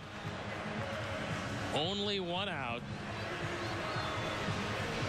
And Gordon and Butler set to face him unless he can induce Gordon to ground into a double play. I don't think he'll face Butler. But you have a 2.08 ERA pitching in Charlotte. You're doing some chunking. That is a bandbox. Well, when he came up in his 3 appearances, he was very good for us. Let's see if that continues. Gordon 2 for 3, a single, a double, a strikeout. As there's a nice curveball. That has been his best pitch.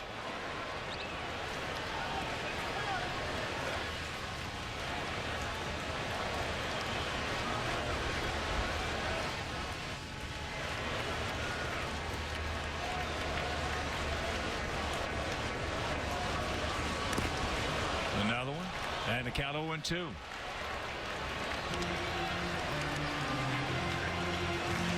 No balls, 2 strikes. It's Alex Gordon. It ain't broke, don't fix it.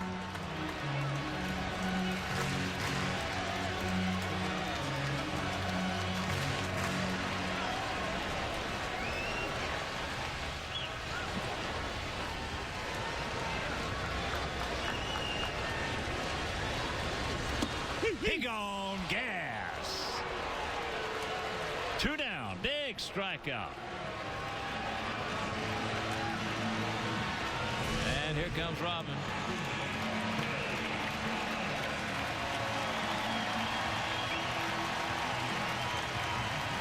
You got him looking for a breaking ball and froze him with a fastball.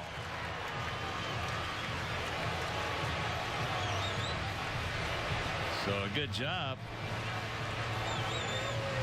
by Donnie Veal. It looks like Philip Umber is being called to come into the ball game. So Veal departs. Umber comes on. We'll be back after these messages.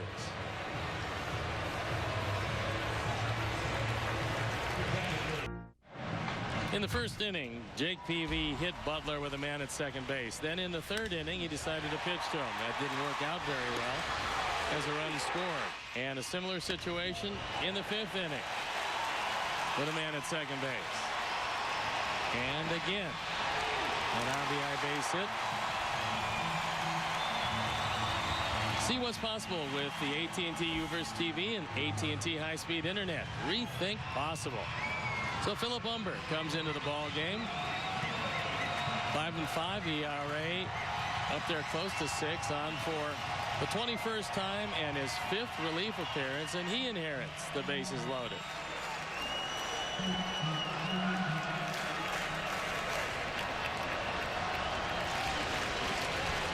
So here's Butler, 2 for 2, 2 RBIs, and a run scored. Sacks packed with Royals. And this might be the big out of the ball game right here if, in fact, we can come back. We trail it 5-2 if you're just tuning in. Only 2 runs coming in the top half of this inning. 2-run homer by Paulie. It looks like that's going to be it for Bruce Chen, so we will not have another shot at him as their bullpen continues to work.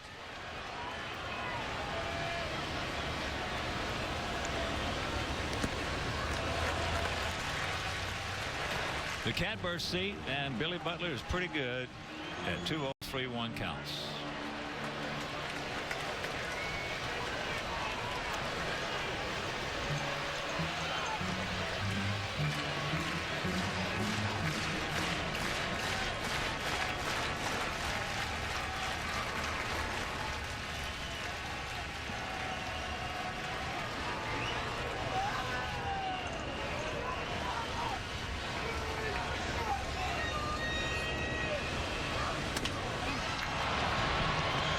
The end of the bat.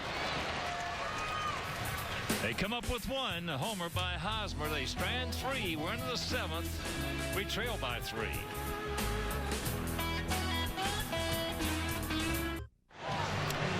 And our Sox and Camarena Tequila both know that giving anything less than 100% is just not good enough. That's why Camarena only offers award-winning 100% blue agave tequila. Camarena Tequila is a proud sponsor of our White Sox. A new pitcher on. We saw him last night. Kelvin Herrera. Gets that fastball up there to 100 miles an hour. ERA 2.5 on for the 55th time. 60 strikeouts in 61 innings. The most amazing part of that, only 12 walks. Yeah, he had 100 about 4 or 5 times last night. He's a little guy, 5'10", but he weighs 200 pounds and just 22 years old. He came on in the 8th inning last night, quickly gave up base hits to Viciedo and Beckham. So with 2 out, nobody on in a fairly close game, a 2-run game. He then struck out Diaz, Youkilis, and Dunn to get out of the inning and turn it over to their new closer, Greg Holland. So here's Alexa. He's 1 for 2.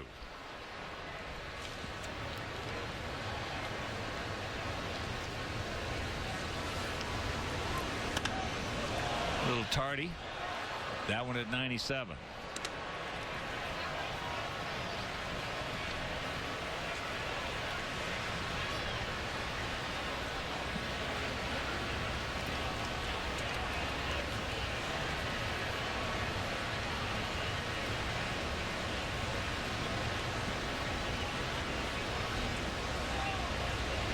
Breaking ball, no.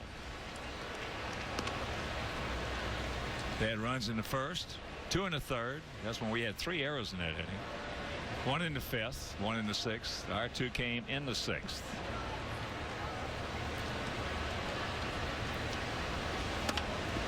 Ate him up inside. Giovatella. 1 out. Orioles hitting in the top of the 8th inning, leading the Tigers 3-0. Chris Davis, a 3-run homer.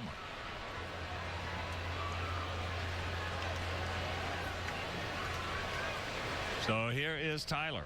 Tyler is struck out and hit into a 5-4 fielder's choice. Moustakas made a real good play, taking a base hit away from him. And that saved a run.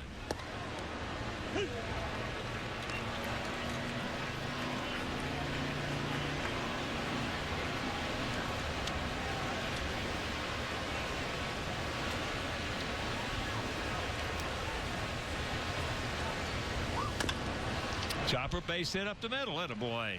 Tyler.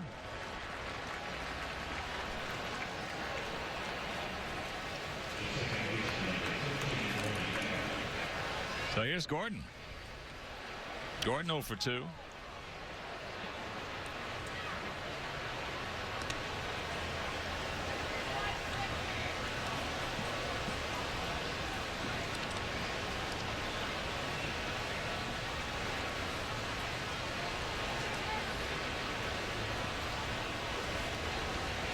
Gordon had a base hit to right field off him last night.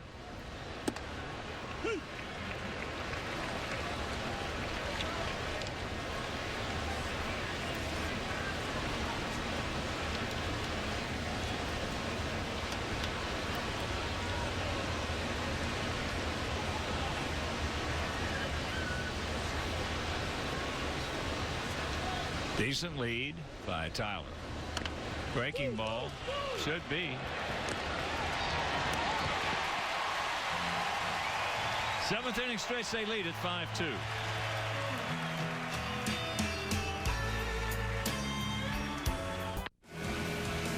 Miller Lite keeps you up to date on all the scores and games around Major League Baseball.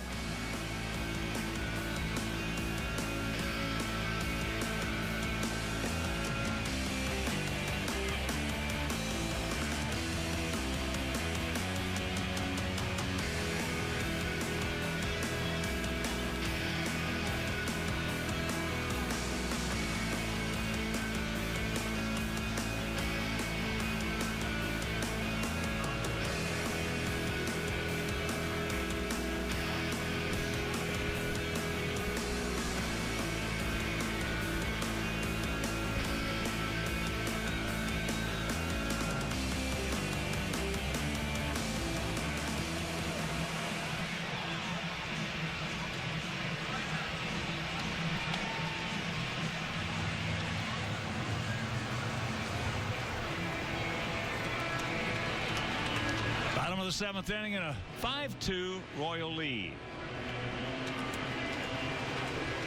Moustakas, Francoeur, Hosmer to face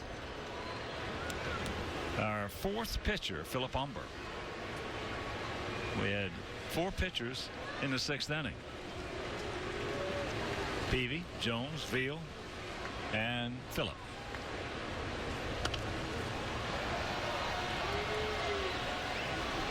That's Upper Tank Souvenir.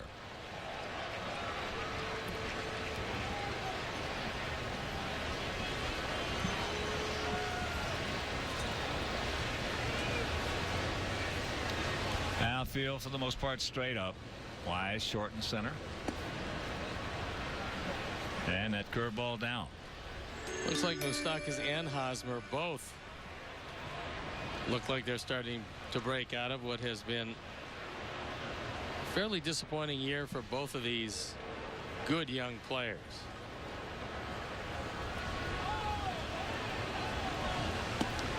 And there's a good curveball. 1-2. Finale here of this 3-game set and this 7-game road trip.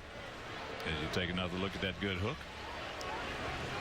Jose Quintana against Jeremy Guthrie. That's a 1:10 start tomorrow, and the game will be over Comcast Sportsnet. As there's a semi-line drive caught by Alexei, 1 out. Then we come home Monday, Tuesday, and Wednesday against the Bronx Bombers.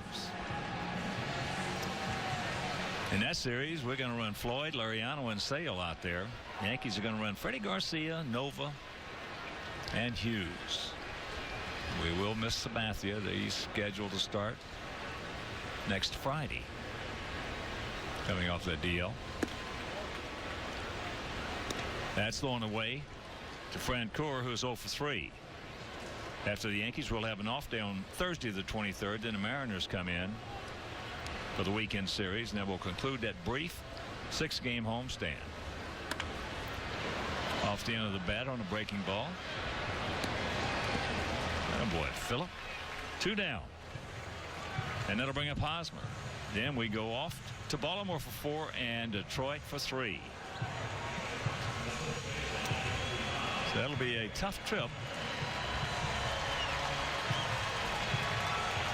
Everybody, all 3 of those teams, us, Baltimore and Detroit, fighting for a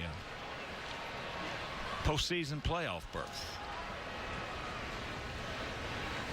Baltimore, I don't believe, can win their division, but with 2 wild card spots, they got a pretty good shot at one of those. Ball hit hard off the glove, and that will be an error.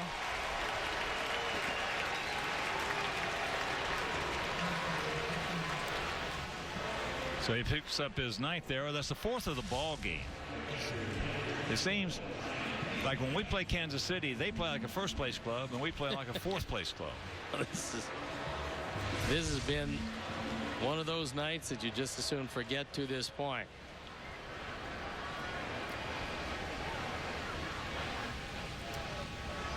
Also, some programming changes. That game on September 2nd, that Sunday game. That's top foul. That Sunday game, which on your schedule is a 12:05 start, that has been picked up by ESPN. It is now a 7:05 start.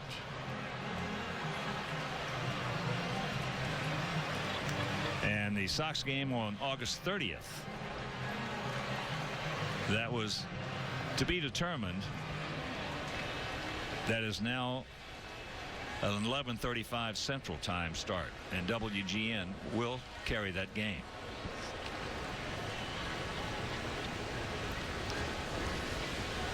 The 0-1 pitch to Brian Pena. High and wide.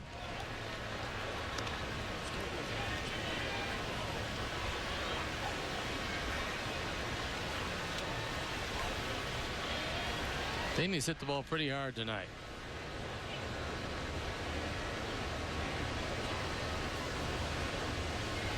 He's barreled it up. There's a strike.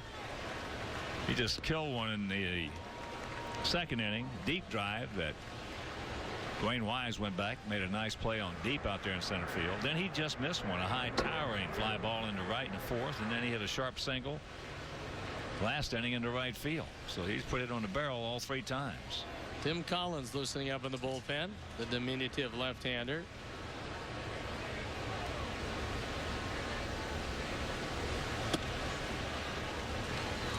Two and two the count with 2 down here in the bottom of the 7th. Hosmer on. He is 11 for 12 in stolen bases.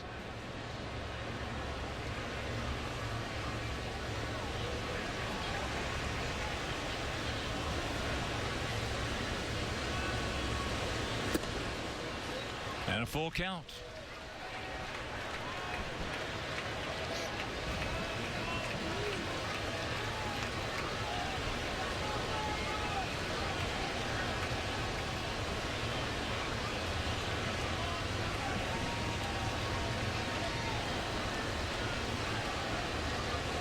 Payoff pitch. Off his foot.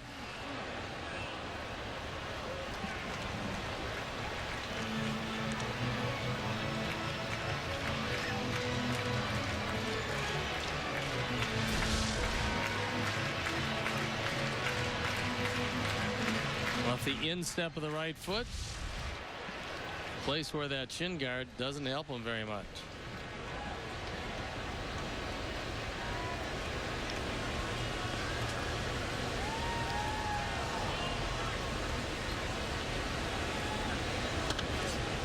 Good rip at that one underneath it. Fouls it straight back.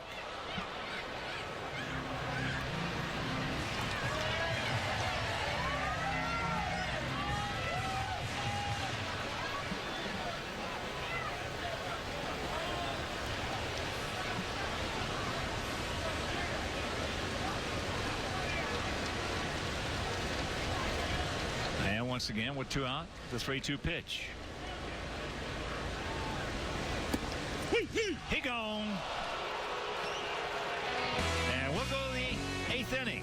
It is 5-2 Kansas City.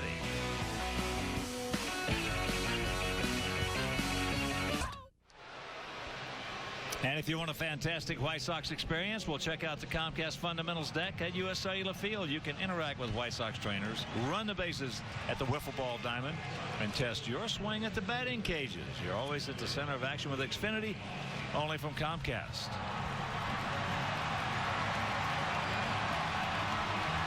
Yeah, there is some controversy in the race, but it appears that Mustard won it, despite being fouled intentionally by Relish.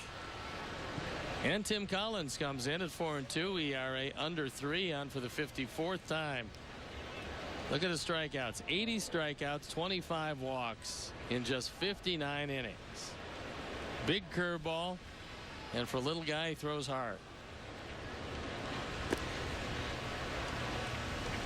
Wise is 1 for 3. Led off the ball game with a double, and we couldn't do anything with it. Duke struck out, then he stole third. Then Adam walked, and Paulie popped up to second, and Rios went out to right. There's the strike. That one at 94, and the count 1-1.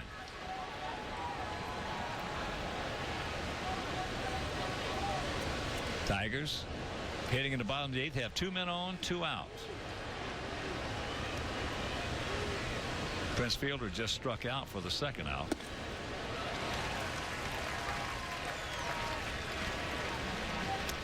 And Johnny Peralta at the plate. Aaron Crow loosening up in the bullpen.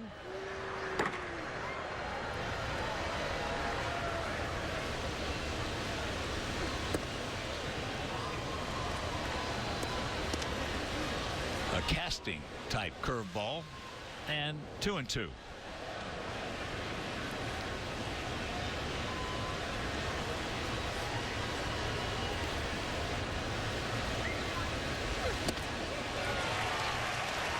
One out.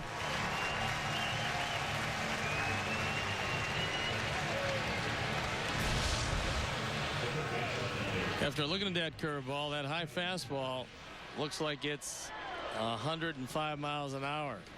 Actually, at 95, he very much overpowers Dwayne.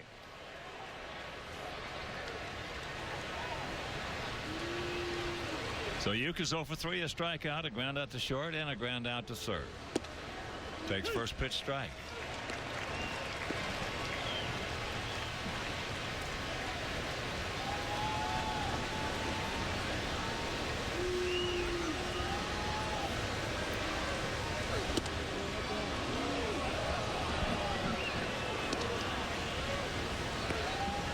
And Johnny Peralta has just knocked in 2 runs. But they got him in a pickle, so they'll go to the 9th with Baltimore leading 3-2.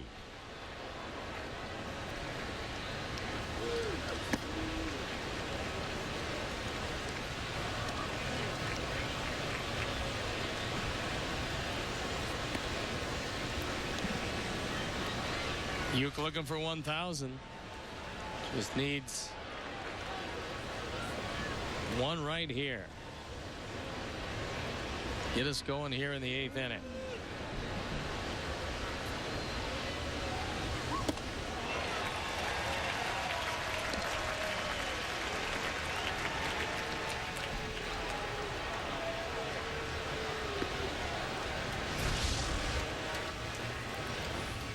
Collins takes a little something off, throws it right down the middle, but it was velocity, not location, that fooled Euclid.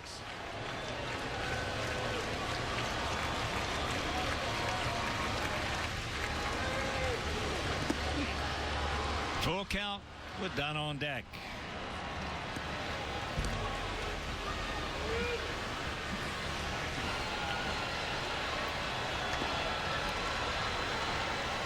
Pedro Strop came in and quickly gave up a couple of runs to the Tigers.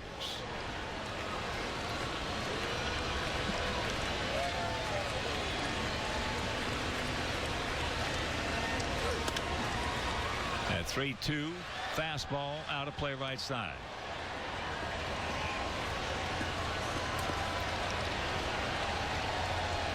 5-11-0 for Kansas City. 2-6 and a big 4. 3 of them coming in 3rd inning.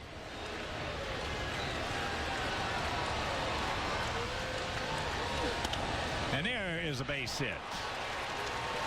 And there's hit number 1,000. They'll take that one out of play. You will have a souvenir.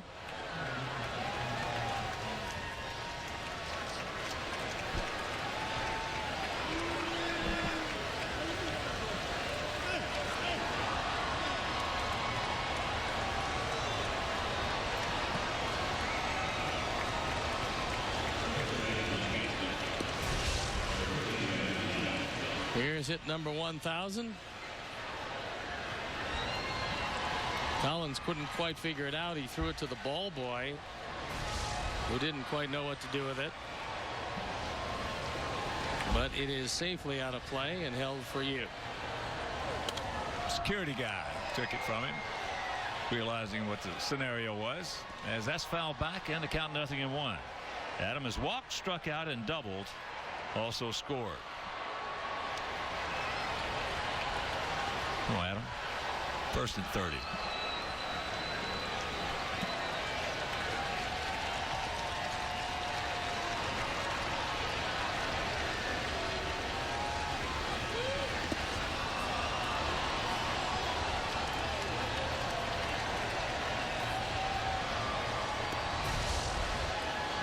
Well, this is a mistake. He had no idea why it was thrown out of play, and then the ball boy grabs it. But finally, they've got it, secured it, and it'll be his. Fastball right there. And the count 1-2.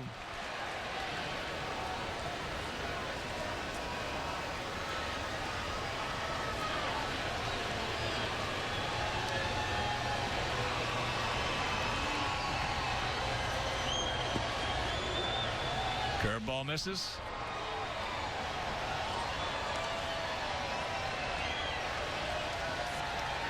One out, 2-2 the count. Adam faced Collins 3 times, and he is 0 for 3.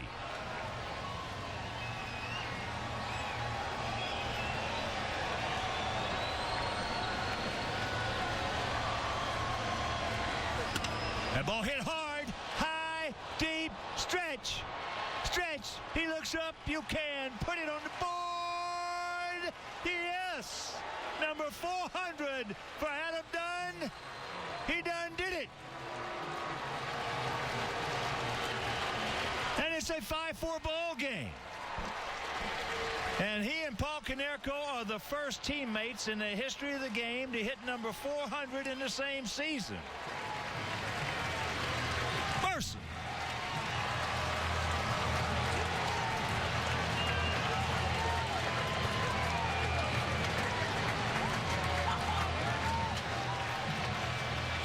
'35th home run.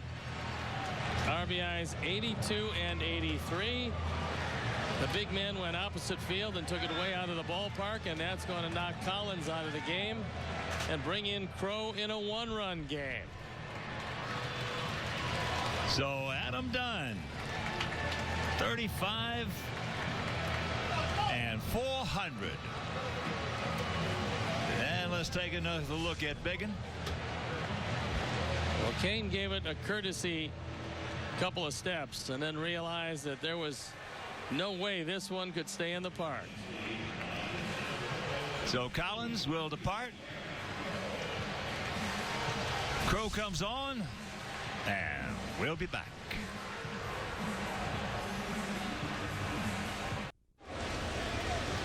Check swing strike to Paulie.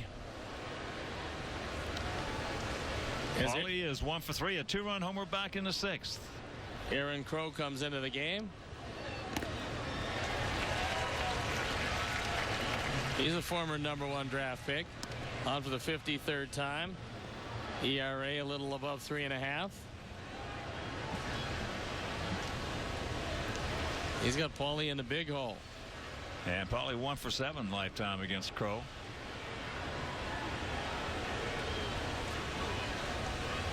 Throw a wrapper. And that is out number 2. That'll bring up Alex. He's 2 for 6 off Crow.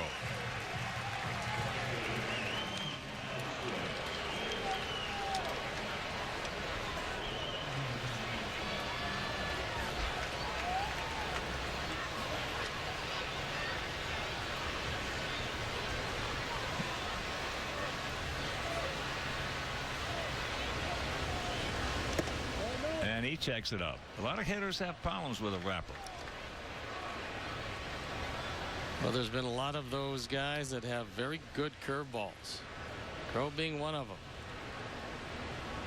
Well, to take it even a step further, I don't think I've ever seen one that didn't have a good curveball.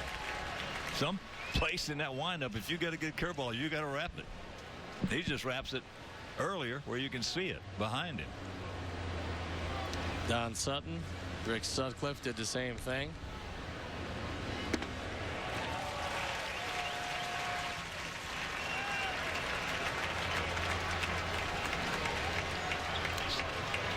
So a very productive 8th inning as far as the runs go.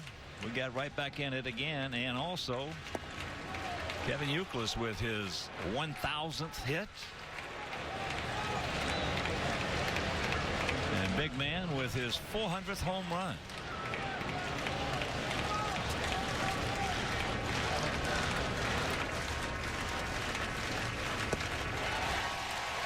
And that'll do it. So here's Uke with his 1,000th hit.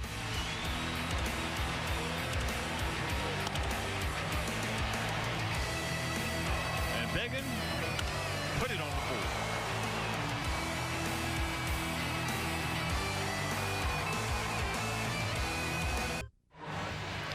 And you can support the Dominick's White Sox Wise Food Drive. Visit chicagosfoodbank.org/White Sox to make a donation. Fans can also donate at the Sox game on Saturday, August 25th, and receive a White Sox reusable grocery bag presented by Dominick's.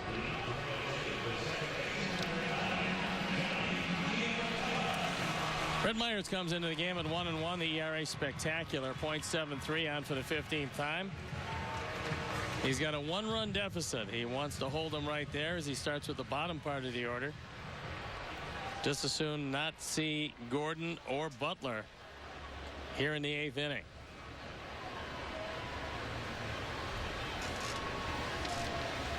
Johnny Giavotella. He is 0 for 3. He has struck out twice and lined hard to center field. That one, I guess, got a piece of Tyler. C.V. Buckner is going out there to give him a little bit more time to recoup and reboot.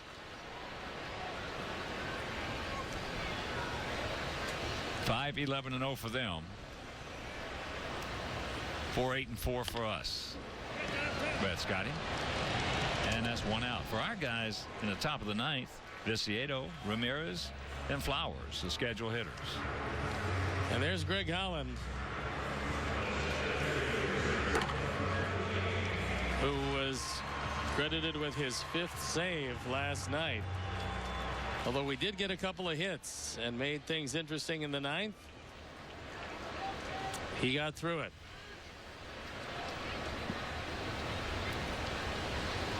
So here's Kane. He's 1 for 4.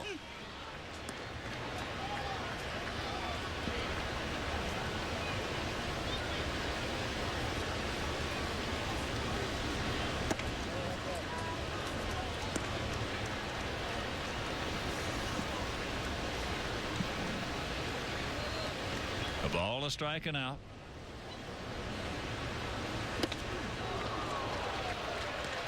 Big hack, no contact.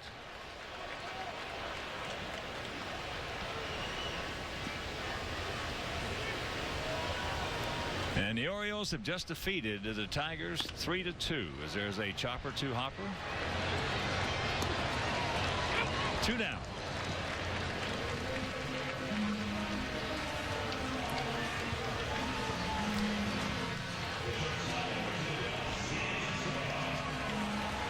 So here's a man that done something tonight you don't see very often. 3 swinging infield singles.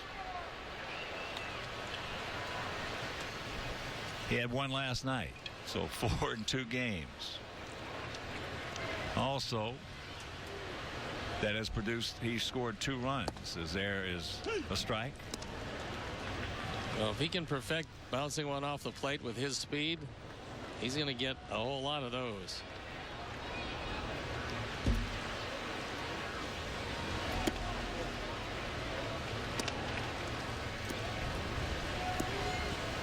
Well, we had a good umpired game last night with Dan Iasonia, and CB's done a good job. He's been a consistent. He's had a consistent zone. A couple inches off the outside corner for both guys, so it's been for both sides.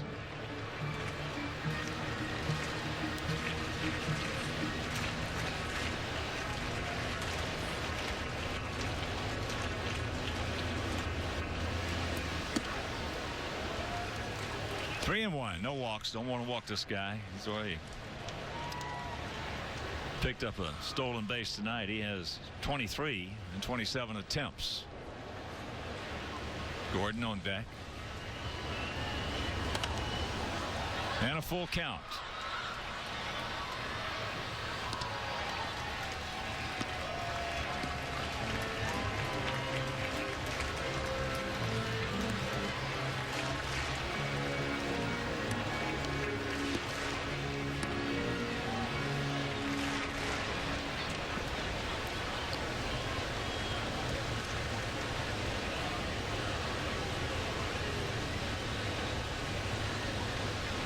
And a payoff pitch. And another souvenir right side. Some other scores. Dodgers leading the Braves 6-1. Top of the 9th in Atlanta. Bottom of the 8th in Milwaukee. 4-3 Phillies. Top of the 6th in Denver. 6-1 Marlins.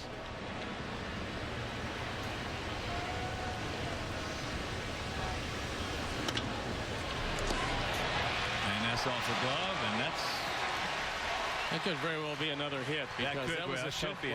That's a tough hop right there. That's going to give him. He has 4 infield hits in this ball game. I've never seen that, I don't think. Not swinging. This one takes a tough hop. Uke knocks it down, but even if he catches it cleanly after knocking it down, you're not going to get Escobar. Now he's most likely set to run. Gordon, he's 2 for 4 on RBI double, a single, a run scored, and a couple of strikeouts.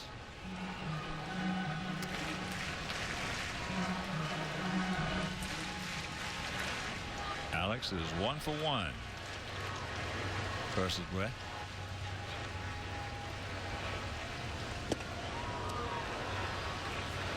Can't get that fastball. Angels have scored 2, make it 3 now, still hitting in the bottom of the 1st against Tampa Bay.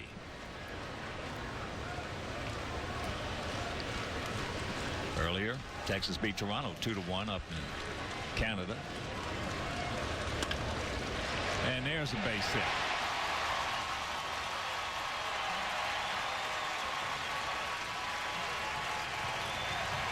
So that'll bring Butler to the plate, and we have made a couple of big mistakes pitching to this guy earlier in this ball game with first base open, and both times he singled in a run.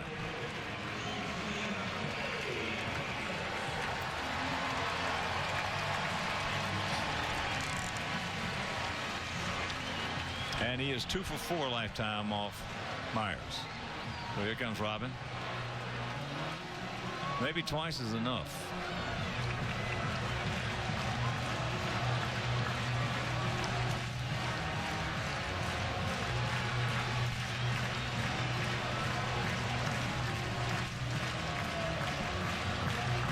While they're having a little chit chat, Robin's telling him what he wants.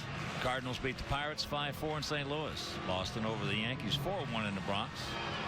First of a doubleheader in Cincinnati. Reds beat the Cubs 5-3 in Game 2. Bottom of the 7th, Cubs leading Cincinnati 8-6.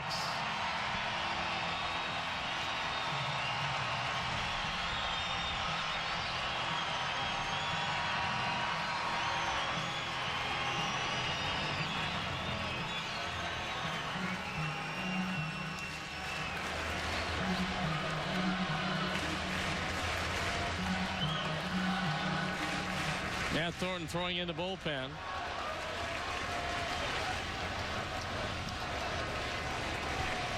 Moustakas on deck.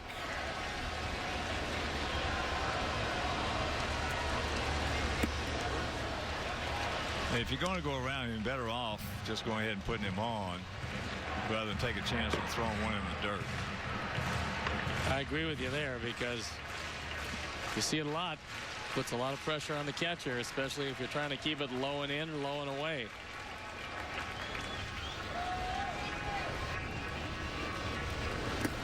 Like that. 2-0 the count.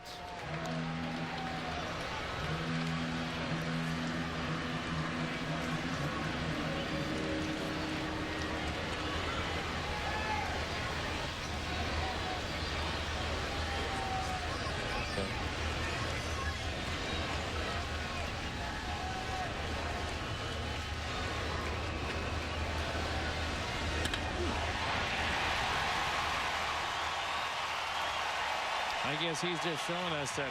Well, you know, there comes a pushing point to you just get hard-headed and you let the guy beat you 3 times. Yes.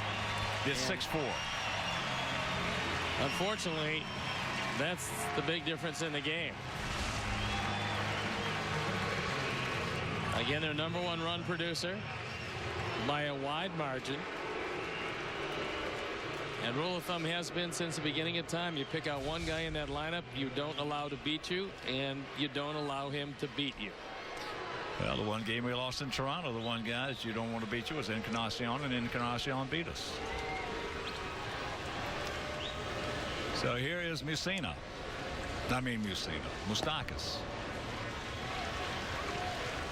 Oh, man, another time.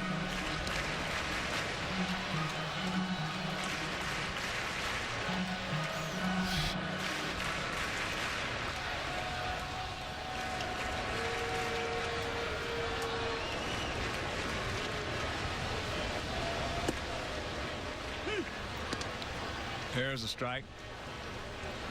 1-1.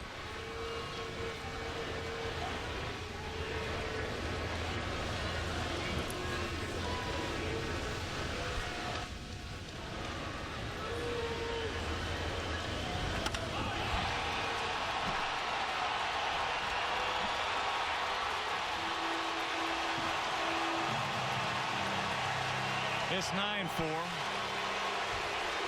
They had Thornton up.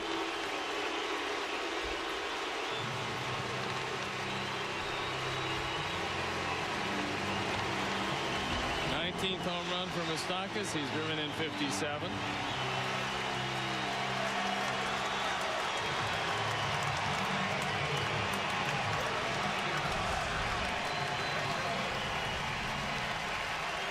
That fastball absolutely right down the middle. And Moustakas, who's hit the ball hard tonight, takes it out.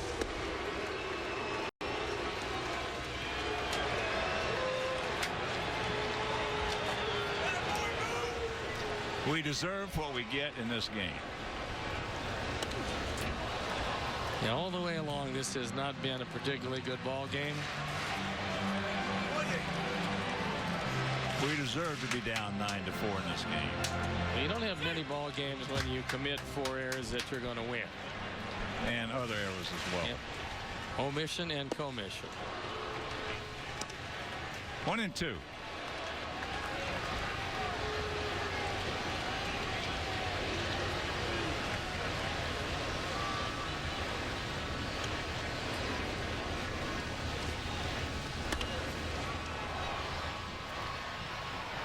Vancouver 0 for 4.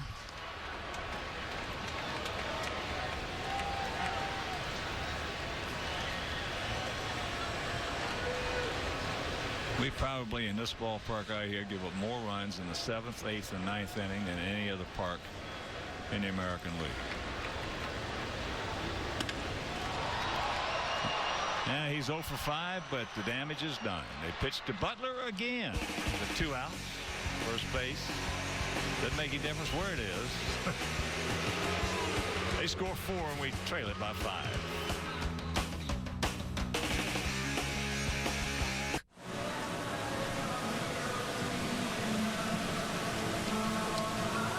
Subscribe to MLB.tv today to take advantage of new low pricing and see every remaining White Sox out-of-market game live online and on your favorite devices in HD quality. Visit WhiteSox.com to order and get more details. MLB.tv. Well, they had Holland up, but now in a non-save situation, it's Lewis Coleman, who's on for the 29th time. The ERA just below 4. And he's thrown it pretty well. He also has a very comfortable 5-run lead.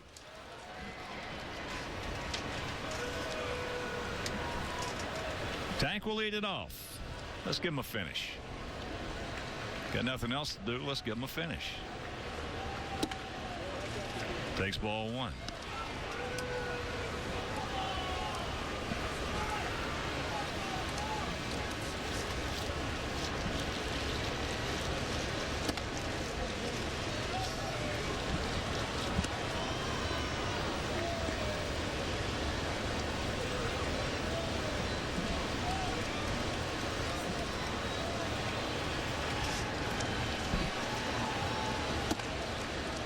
There's a strike.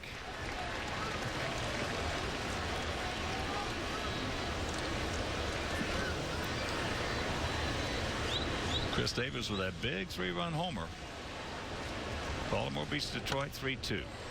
But what we've done here in Kansas City is we've created another Metrodome for ourselves.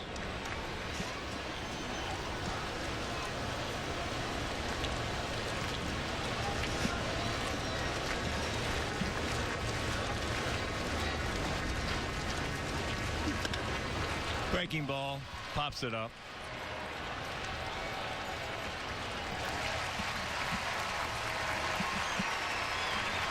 One out now to bring up Alexei. Alexei is 1 for 3, a fly out to center, a single, and a ground out to second.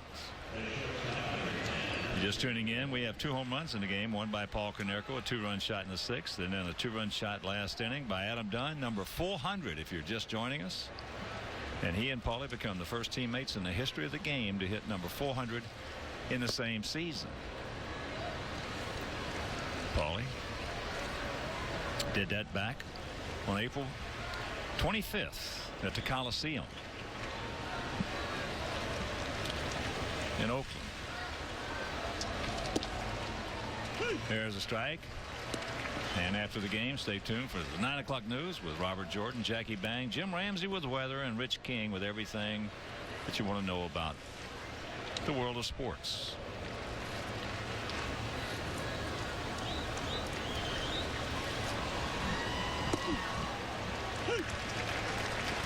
And the count 1-2.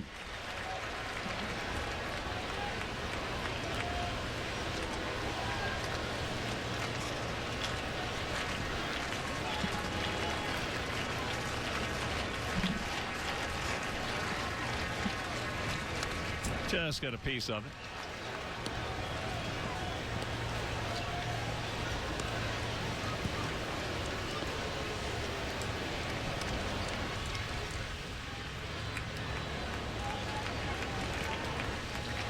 Make your plans to be with us tomorrow afternoon. Jose Quintana against Jeremy Guthrie.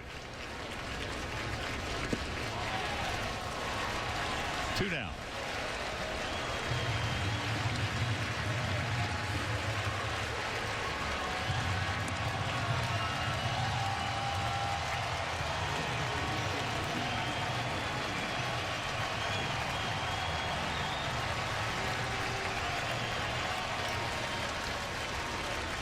Unbelievably, the hottest team in our division by a wide margin is this Kansas City club. They hang on here. They will have won 8 of their last 11.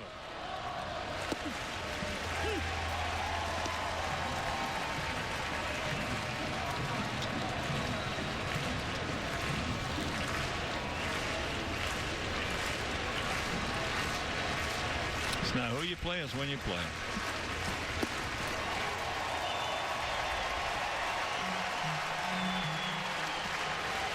Tyler 1 for 3, a strikeout, a forced fielder's choice, and a single.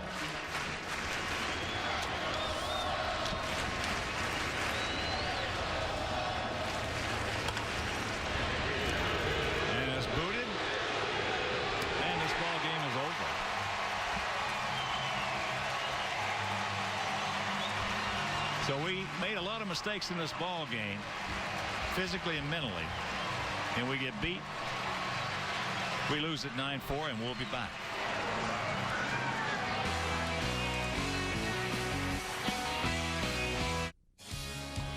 Coming up on WGN News, a police shooting, a car crash, and 2 attacks on innocent victims, all in one incident. We'll explain. Francis Cardinal George forced to miss a Saturday service one day after announcing his cancer has returned. And what a day for the Air and Water Show. Can you say perfect? Highlights coming up on WGN News.